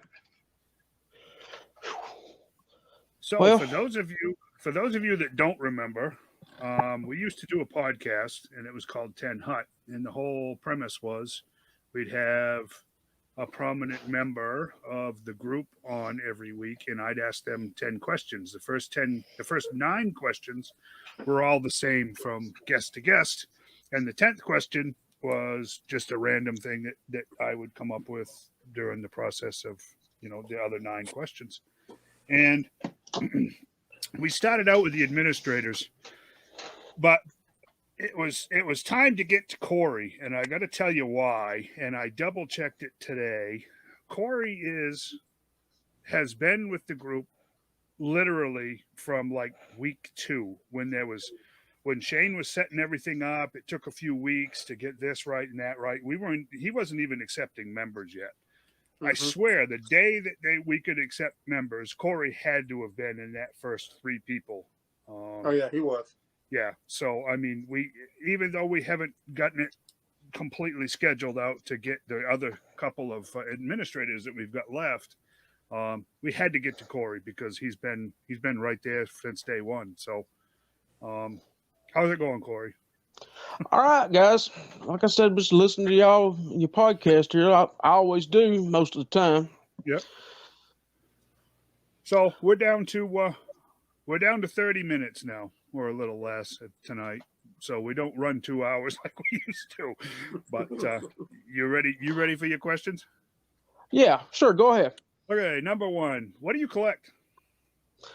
Marvel Legends, G.I. Joe, pretty much anything 80s. Yep. NECA stuff, Masters of the Universe. Nice. So yeah, I mean you're an 80s kid then. I mean if it's nostalgia for you, you collect it. That's cool. I'm waiting on that Alf figure to come out from NECA. Is there really an Alf figure coming out? Supposed to come out in December. Really? I ain't seen it. Yeah. Does it come with cats or anything? Yes, it comes with a cat inside of a hamburger bun. It would have to, wouldn't it? And he's got his little CB radio, and he's got his Hawaiian shirt and everything in the set. That's a blast from the past, Alf. Wow. Yeah. I can't believe that show was popular. You guys think back on that. That's amazing. That was an amazing thing. Oh, yeah. I noticed Rick's not with us tonight, so in lieu of Rick not being here, wink, wink. Here's Rick Knock in his urban camouflage there. My custom Rick Knock out figure. So he's all urban camouflaged up. He's inside his little garbage can here, ready to strike. On Duke taking out the garbage. Oh, man. Just down the curb on Sesame Street. One of these days, I will have a real AA-12 shotgun like he's got there. That's funny. Yeah. Okay. Let's keep it rolling. That was actually very funny. Number 2. You a hero guy, a villain guy? You into the anti-heroes? What team are you falling on? It just depends on my mood. It could be anti-hero, villain, good guys. It just depends on the figure. Yeah, I think that's kind of true out of all of us. Yeah, I would lean more to the anti. Yep. Yeah, you're a little younger than I am, so you were kind of in that whole when Wolverine was really coming up through the X-Men and Deadpool and the Punisher and the Punisher. Oh yeah, the Punisher big. Yeah. Yeah, you're of that time frame where the anti-hero side of things actually makes some sense. I mean, when Dark Knight Returns came out in 1986, it was a shocker to us Bat fans because it had gone to that anti-hero in a hard and fast way. And it stuck for 10, 15 years. But it still wasn't the same as like Punisher or Wolverine. I know you can't see it, but at the top right-hand corner behind on the top shelf, I got the deluxe Batman Dark Knight book and mask and everything up there still in the box. Yep. I think that was one of my better Batman stories. Yeah, I think so too. It's classic stuff now. Jeez, I had to and in the cartoon, Peter Weller, he done a great job as Batman, old Batman. Yep, that actually, yeah, the DC animated, the 2-parter was awesome on that. You're absolutely right on that. I think that and RoboCop was his highlight of his career. I liked him as that admiral in the new timeline Star Trek movie. What was the name of he was the shoot. You guys know who I'm talking about. The Kelvin timeline. Yes, the Kelvin timeline. Thank you. Chris Pine and Right. Yeah. I liked him in that role. He did Yeah. a good job as that old warhorse type character who just couldn't adapt. Yeah, that was awesome. That was actually a good one. What's your favorite line, Corey? What's your favorite line to collect? Right now, it's the GI Joes. Yep. Because I had them in the 3 3/4 scale when I was a kid, and Yep. since they're in the 12-inch, right now it's the GI Joes. It was Marvel Cinematic Universe, but I believe they've went as far as they can go with that. Yeah, I think you're right there. That's kind of petered out. I don't know what else they can possibly do. And I actually think the Marvel line itself, as far as the comic books, I think they're about as gone as far as they can go too. Yeah, I think you're right. I think a lot of this needs a giant reboot at this point in time.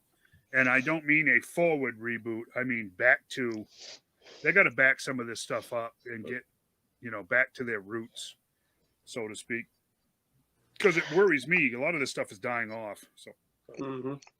They are rebooting X-Men. Was 94, the Jim Lee era, the cartoon show. They're rebooting it. I don't know how that's going to go.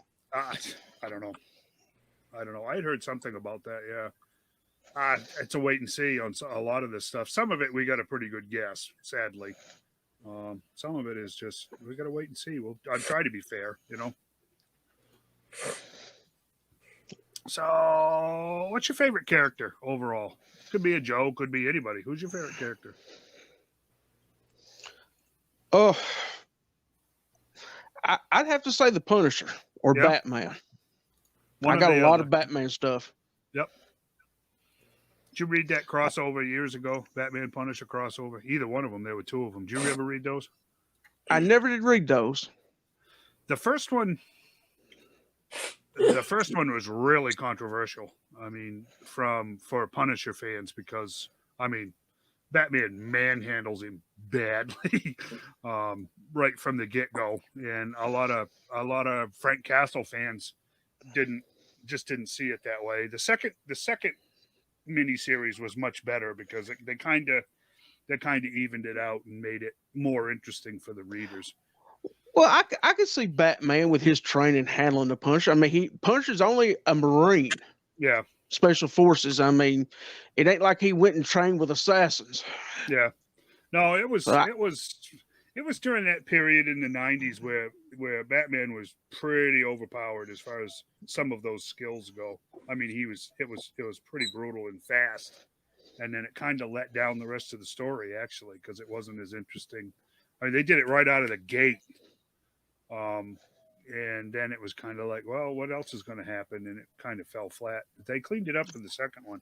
I'd recommend the second one a lot higher than the first one. Well, I also understand it. If you're going to buy Punisher stuff, you snatch it up now because they're retconning the Punisher. And he is not going to be like the Punisher like he is now. Well, they took the guns away from him, right?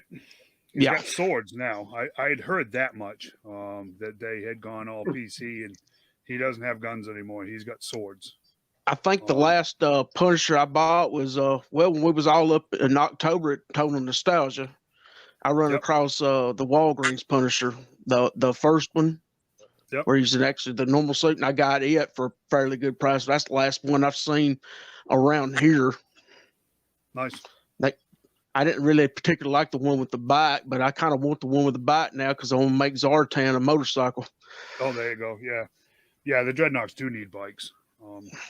I mean, well, you can buy bikes, but they're like in choppers, man. They're not riding crotch rockets or Harleys with saddlebags. Right. Yeah. Yep. Exactly. I mean, that one's a good one because it's got the monkey handlebars and everything. I could see Zartan rocking that. So Shazam's 95 says the Punisher is now the leader of the Hand Clan, the Hand Ninja. That doesn't make any sense. Yeah, okay. I guess I'll take your word for it. Okay. Wow. Yeah, I guess I'll have to take your word for it. And everything. What's that? I said I guess he's made that reference because he's got the swords now. Yeah, I think so. Yeah. Instead of the guns. Well, yeah. Okay. We said crossover Turtles with everybody, Yeah, right. Why not the Punisher? Well, yeah, Cobra Kai. the foot was a satire of the Hand Clan, so it's interesting. It's funny how things change, isn't it? You got a favorite figure, Corey, in your collection? Right now, and I do love Sergeant Slaughter, but this had to be this guy right here. Yeah, it is a nice figure. Very much. I like that one. I picked that. I got him and the Regal one at Total Nostalgia for $100 for both of them. Oh, nice. Yeah, they was already out of the package, but Yeah. yeah, that'd have to be my favorite one right now. Now, as of buying, I love the Crimson Guard. Yeah. And I'll let you know more about Recondo. I got the notification today he was backward, but he's in the mail now. I should actually apologize to Rick because I kept doing this last week because I know he wants one, and I'm sorry, Rick. Rick, I'm sorry. I kept doing this to you. I won't do this anymore. Until next episode. Yeah. I got you. There you go. Corey's in on it now. I seen where they was up for a short time again on not Toys R Us, but GameStop. Then they took them back down again. Yeah. Well, I don't know. I think distribution is still kind of screwy. I think cases are still showing up here and there in weird bundles. Well, see, I ordered 4 for Rick wanted a couple, and I wanted a couple more, and not Rick, Shane, excuse me, and well, Rick probably wanted one too, and GameStop just canceled my order.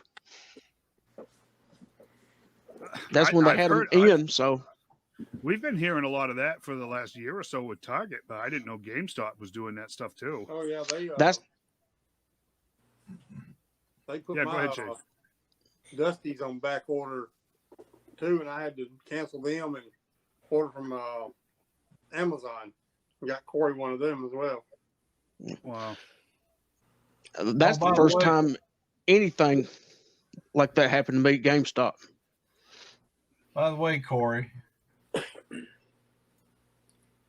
this is what Zartan looks on that. How he looks on that bike. There you go. Nice. Yeah, like I said, I got to get one of them, but unfortunately, the Kia come first this month. All $550 for power steering and a idler arm, so it come first this month. Yep. Yeah, welcome to life, right? This adulting. Yeah, stuff, for real. Yeah. Yeah, but I I hate should it be when back. Adulting gets in the way of the toys. Yeah, that's what I'm saying. I should be back rocking it next month though. After I buy my Alabama Tory Mercs T-shirt. Oh, there you go. Yeah, we got to plug that up too before we're done here. Yeah, you got to plug that. Yeah, make sure that. Hey, link put in version 2, go BDU camo. That'd be kind of cool. I'm just throwing that out right now. I'm a redneck from Alabama, camo. So, dude, you already did. Well, if you want redneck, that means we got to go real tree pattern, right? No, not really. A real redneck really don't care as long as it's camo. And not none of that red or orange or yellow camo urban stuff either. Yeah, right. No, Alley Viper. That's what kills me on the Call of Duty games. They'll have like bright red neon camos, like you can't be seen. You know what I'm saying?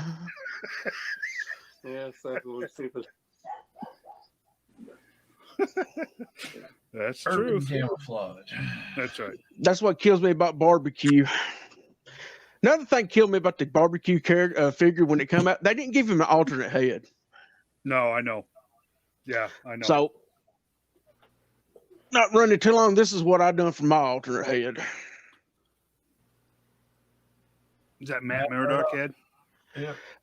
It is from the Walgreens exclusive. Nice. Good job. Very nice. Red hair and all. So, like I said, I went with him. That's the only gripe about that figure I had. And Canada's only gripe is they didn't get none. all the Canadian collectors, it's all you hear on YouTube crying about they didn't get none of them. Never showed up. Yeah, I know. Well, it's your own fault for living in Canada, right? I mean, And I remember getting one for like $10 on clearance at our Target over here in Florence. Yeah, I know. I don't They know sat if you around have here to in be Trussville Canada for a right long time. now. Yeah. Well, I made a custom. I can't find it right now. A barbecue. It was a hazmat suit. Nice. I just repainted because after you pull out the vest off thing, all he is Destro underneath. Yeah.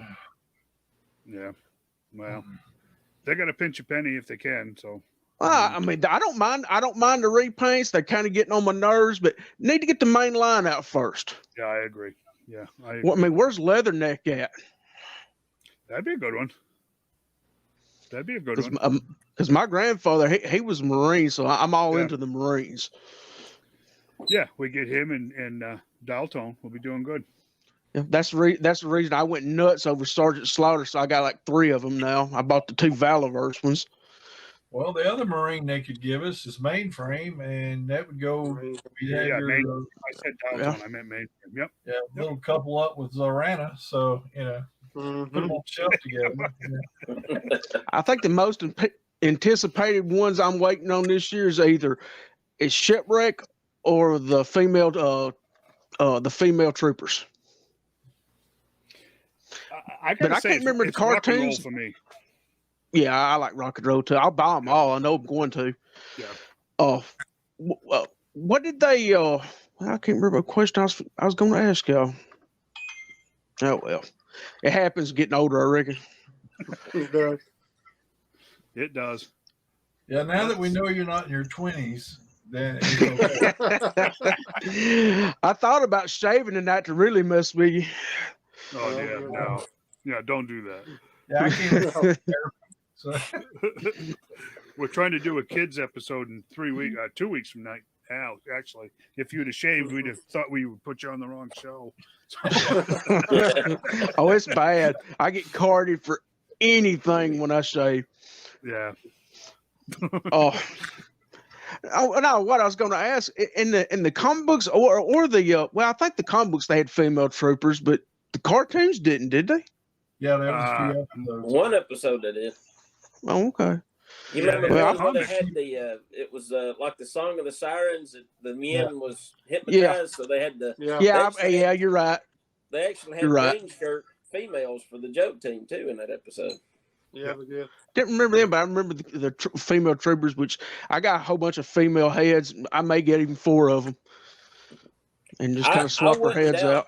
Yeah, I wouldn't doubt they don't use that same female trooper mold and make the green shirts. If they start doing green shirts for the joke team, I bet they'll redo it for them. I definitely look for them to do green shirts.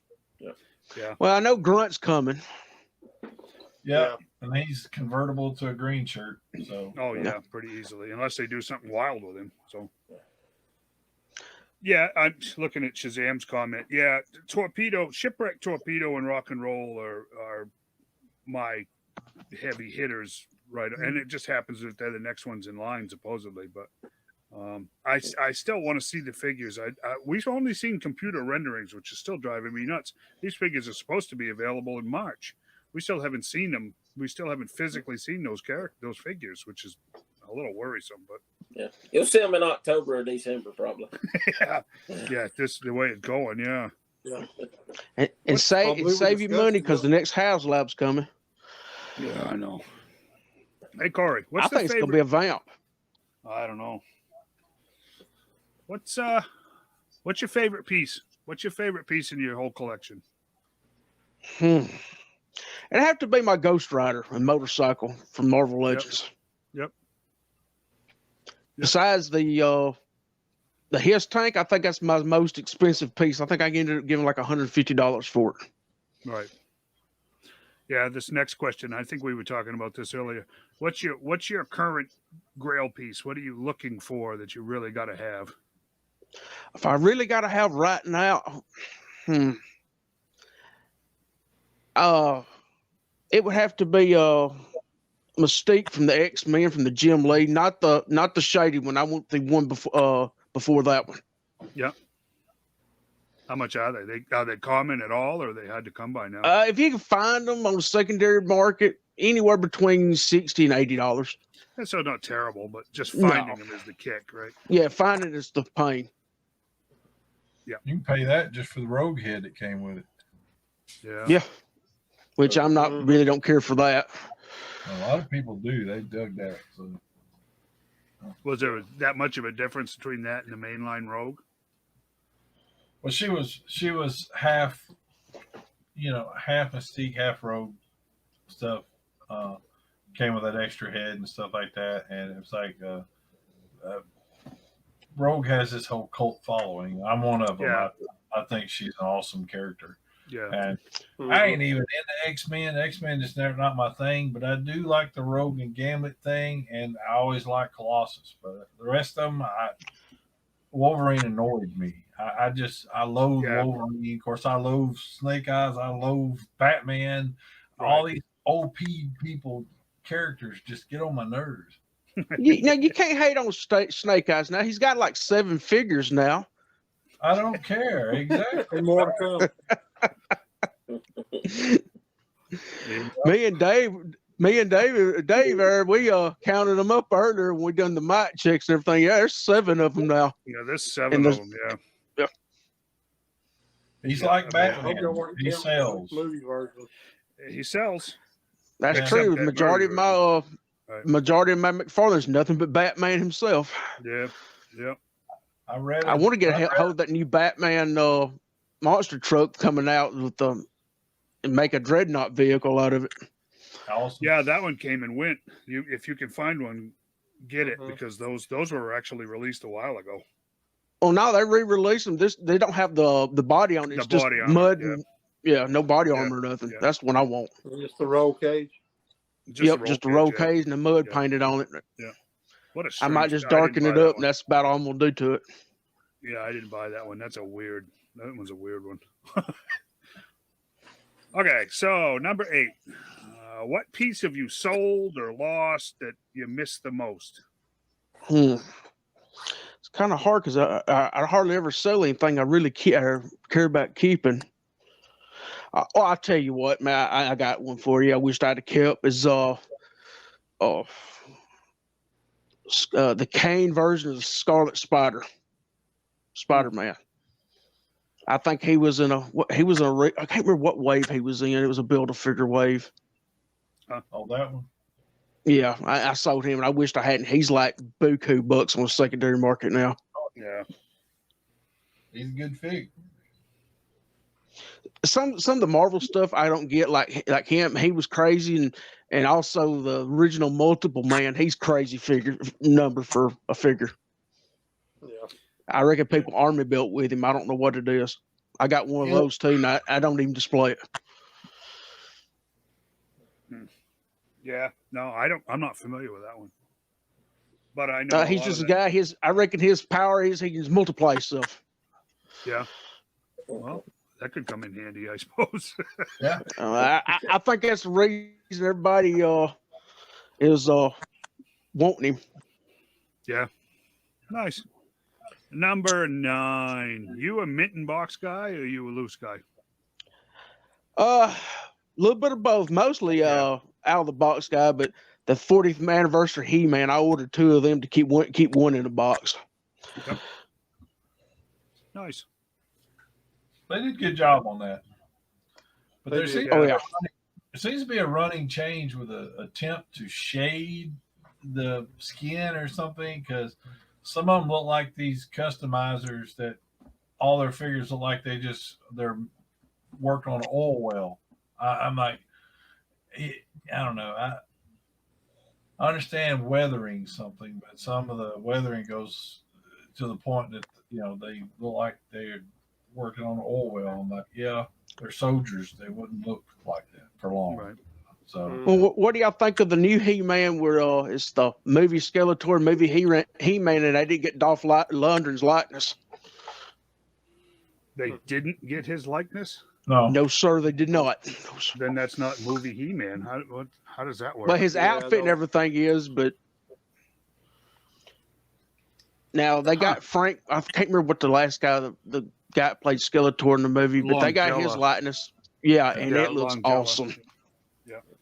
I I've got my Super 7 ones. I'll stick with those. Of course, even the Super 7 one really didn't capture the Dolph Lundgren head. Either head that it came with. So He just didn't want to. He just didn't want him to. I think use his he's likeness. I think he's like Mark Hamill. You just can't capture him good in plastic. Because that is true. Because you just don't see a Luke Skywalker figure that looks like Mark Hamill. No, you don't, do you? You know, that's a good point, actually. So number 10. You guys got anything you want to ask for number 10? No? number 10 to Corey. Yeah. I gotta ask him something, but I don't want. It's not a question. So, John, if you got something, go ahead. No, I was just going because I don't know if you ever replied. I want to know about those PlayStation 5s. Were they limiting those one to a customer? No, sir, there wasn't. Okay. Really? Because if they were, I would have had to ask them. It says they're right there on the bottom, right there. Play has no limits. You know, so if they limited, you know, you don't follow your sign. You got there. Well, I worked at that Walmart several years ago, and they have a no stuff hanging in the back policy. Yeah. So if it's there, it's gone. Yeah. If they were going to limit those, I'd have to call them out on that because their sign right there, right underneath them says, "What is this? Play has no limits" or something. Yeah, right. Yeah. I got you number 10, Corey, and then we'll hang it up after we plug the t-shirts real quick. Let's say Emily from Hasbro says tomorrow, you guys can only have there's 23 figures that have been announced. Okay, we're still going to get those, but she says the line is dead January 31st, 2024, and you can have one more character. What would it be? I'm going to say this, and I know we'll never get it because the way people at Hasbro are. I want a hooded Cobra Commander. Yep, there you go. Yep, and we know it isn't going to happen. So. And what gets me, it promotes terrorism. I thought there was a terrorist organization. Ain't that like the first line of the song? I mean, in the cartoon, ain't that like the first line? Yep. You know when they started with the Joe versus Cobra in 2002, it had terrorist organization, and they changed it through the run to evil organization. Yep. They took terrorist off and changed it to evil organization after 9/11. I watched. Boy, they heads would explosive. Cobra started sourcing people out to the from the Middle East, wouldn't it? You know what? I think that's gonna be my next custom. I'm gonna make me a Middle Eastern Cobra trooper or Cobra figure. That's gonna be my next custom. There you go. You did a great job, Corey. Actually, thank you very much. Well, like I say, I'll invite me back anytime you want to. You know, you did a great job. It's a lot of fun. While we on the topic again, especially with a custom, because we got a little mascot kind of thing going on with our logo. I want you to make me a custom figure to represent our Bama Toy Mercs. Oh, I could try that. May I ask you a question? Is there anywhere y'all can get an image of the logo, like a watermark or anything of that nature? Well, yeah, it's on my computer because I made it. Okay, well, might have to get you scale me down some and send me some there. I kind of got an idea of what I could do. Maybe a Cobra Commander version would just sand off the logos and the Cobra logos and put them over it. I want a mercenary. Mercenary. Yeah. Well, Garbage Can Rick's already been took, so he can't have a face because it has to be able to be anybody. Okay. Kind of like Snake Eyes. Anybody could be in that Snake Eyes costume. White, black, green, yellow, old, young, stuff. So kind of like what was that? The Steel Brigade. They always Yeah, had that's a right. mask. That's what I was thinking about Valiverse. They got their basic trooper. That'd be Yeah. a good base body. Yeah, but the black and red thing. Well, I don't think I'll probably get a black one. Just add some red on him. Yeah. Because I think they don't make a black and red one. Because I'm thinking next month order me a couple packs for like the gear pack. I was No, fooling around with this custom. This is a Outback body, Yeah. and With the it go and well, Outback body, and that's a Valiverse head, and that's when their gear packs there. Yeah. It went on him fairly well, so I was thinking about buying some more of them gear packs. That's pretty awesome. I like that. Yeah, That it looks like Greg Cooks. He's a toy photographer and stuff. and I tried to make this look like Chuck Norris. Looks a lot like Chuck Norris. It does kind of favor Mhm. Chuck Norris. That's an Outback head on the body of the guy with the hat. There is a Valiverse body. Awesome. And if Did you look like guys Chuck Norris. into the weapons packs, I mean, like weapons, I'm telling you, I was kind of hesitant to buy this, but I bought this right here. Best $80 I ever spent. Cool. And it's metal and everything, real weapons. And I still got weapons in there left over. I think all my Cobra Troopers are all rocking AK-47s now. Cool. So yeah. I'll talk with you more about it, Corey. Matter as far as I still know, Rick, I still got you a mind bender order. But I have a mind bender. Oh, you got one? Rick finally got one?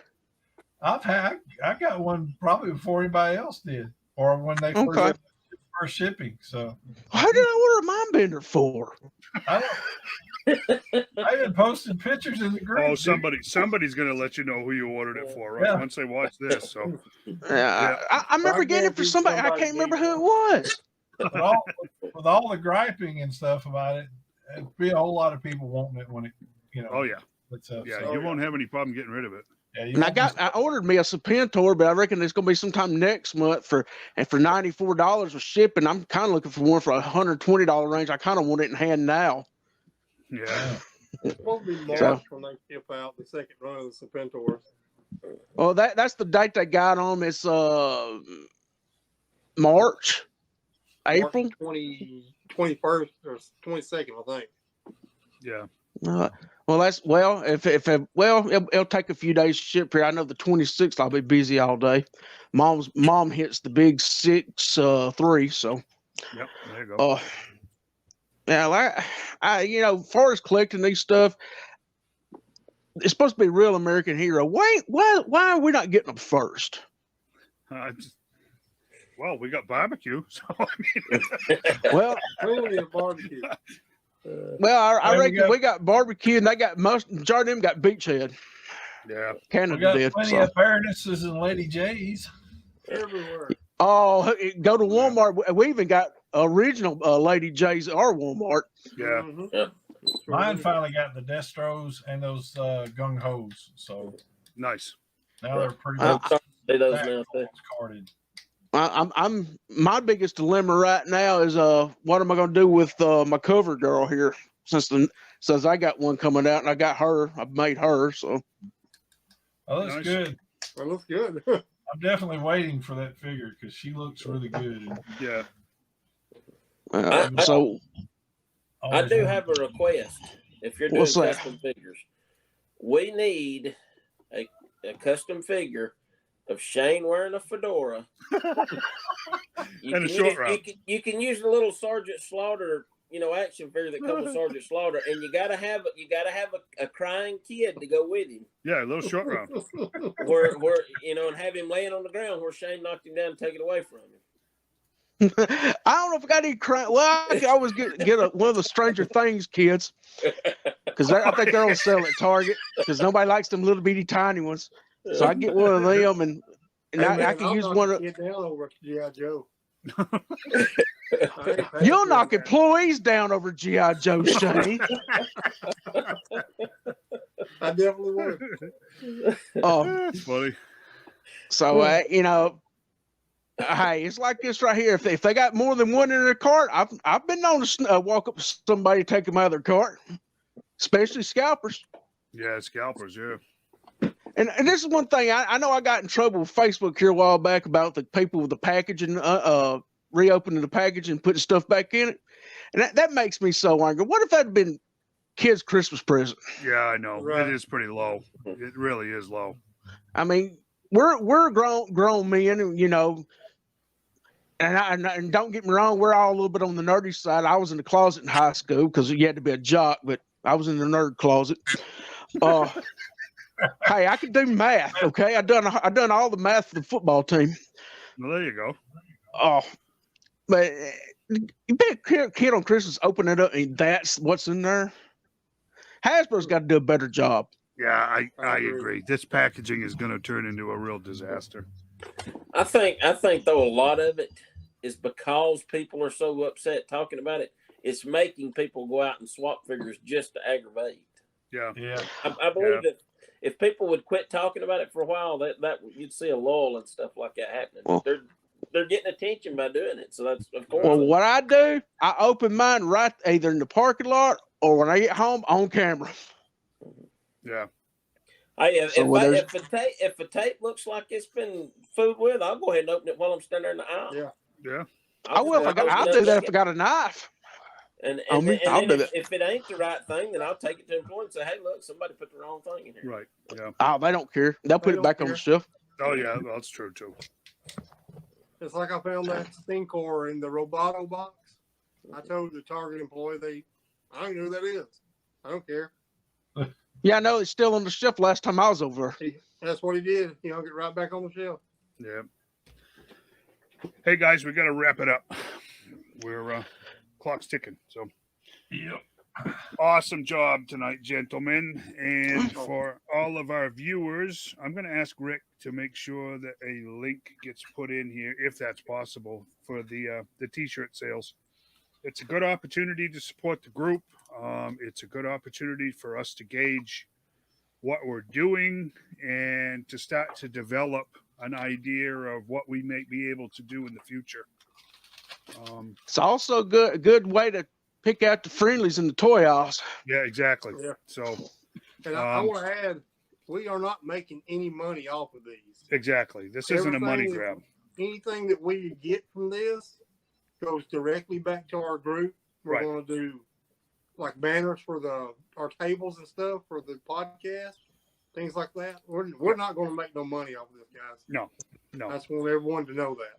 Yeah, exactly. It's a good point, Shane. We're gonna start to have a presence at all of these shows. So at this point in time, whatever proceeds there are from the T-shirts will go towards a banner for a table or two, however it works out. For us to have a presence at these shows like the Nerdy Yard Sale and whatever else comes up that we're able to get in on. So so keep that in mind. So if you see that link, think about it. Think about getting yourself a shirt and support us. What's the number on it, Rick? 50 shirts? Yeah. That shouldn't be that difficult for a group our size. Geez, we're picking up, it seems like we're picking up at least 5 members a day now. Well, so and I went with that particular option because one, they have large size shirts. Yep. And they there's no out of pocket cost to have to pay for and so it's like it was just a cheaper way and everything, and but yeah, they had the minimum order. If we don't make it, I think they'll give you the option to buy the shirt, and stuff like that. Okay. And they even gave us the option to save on shipping and send a bulk. So like me and then people all meet at my house for local stuff. So everybody didn't have to get it shipped to their particular addresses, but we're kind of spread all over the state. So we've got members all the way down Mobile area. So, Yeah, that's a haul from here. So yeah, guys, think about it. Like I said, we're building a community here. We got ideas, but we gotta see where we're at before we can start turning ideas into plans. If Right. that makes any sense to you. So Oh, that's where we're at. Another fantastic episode, gentlemen. You guys are doing a great job. Thank you, everybody, for hanging in there with us. Rick is getting an awful lot of this tech stuff ironed out. It's getting better and better every week. And thank you for that. So, what do you think, guys? We hang it up until Sunday night, right? Sunday night this week. Next Sunday. well, I thank y'all Very for good. having me. Hey, thank Thanks you, for Corey. being here, You did a great Corey. job. Good, Thanks, Corey. bud. Well, like I said, y'all need me back, just holler anytime. We'll do it. Thanks, bud. Take care. Yeah, you Make guys sure you too. got the mini me with you when you do. All right, buddy. Pull the plug on it and let everybody go to bed.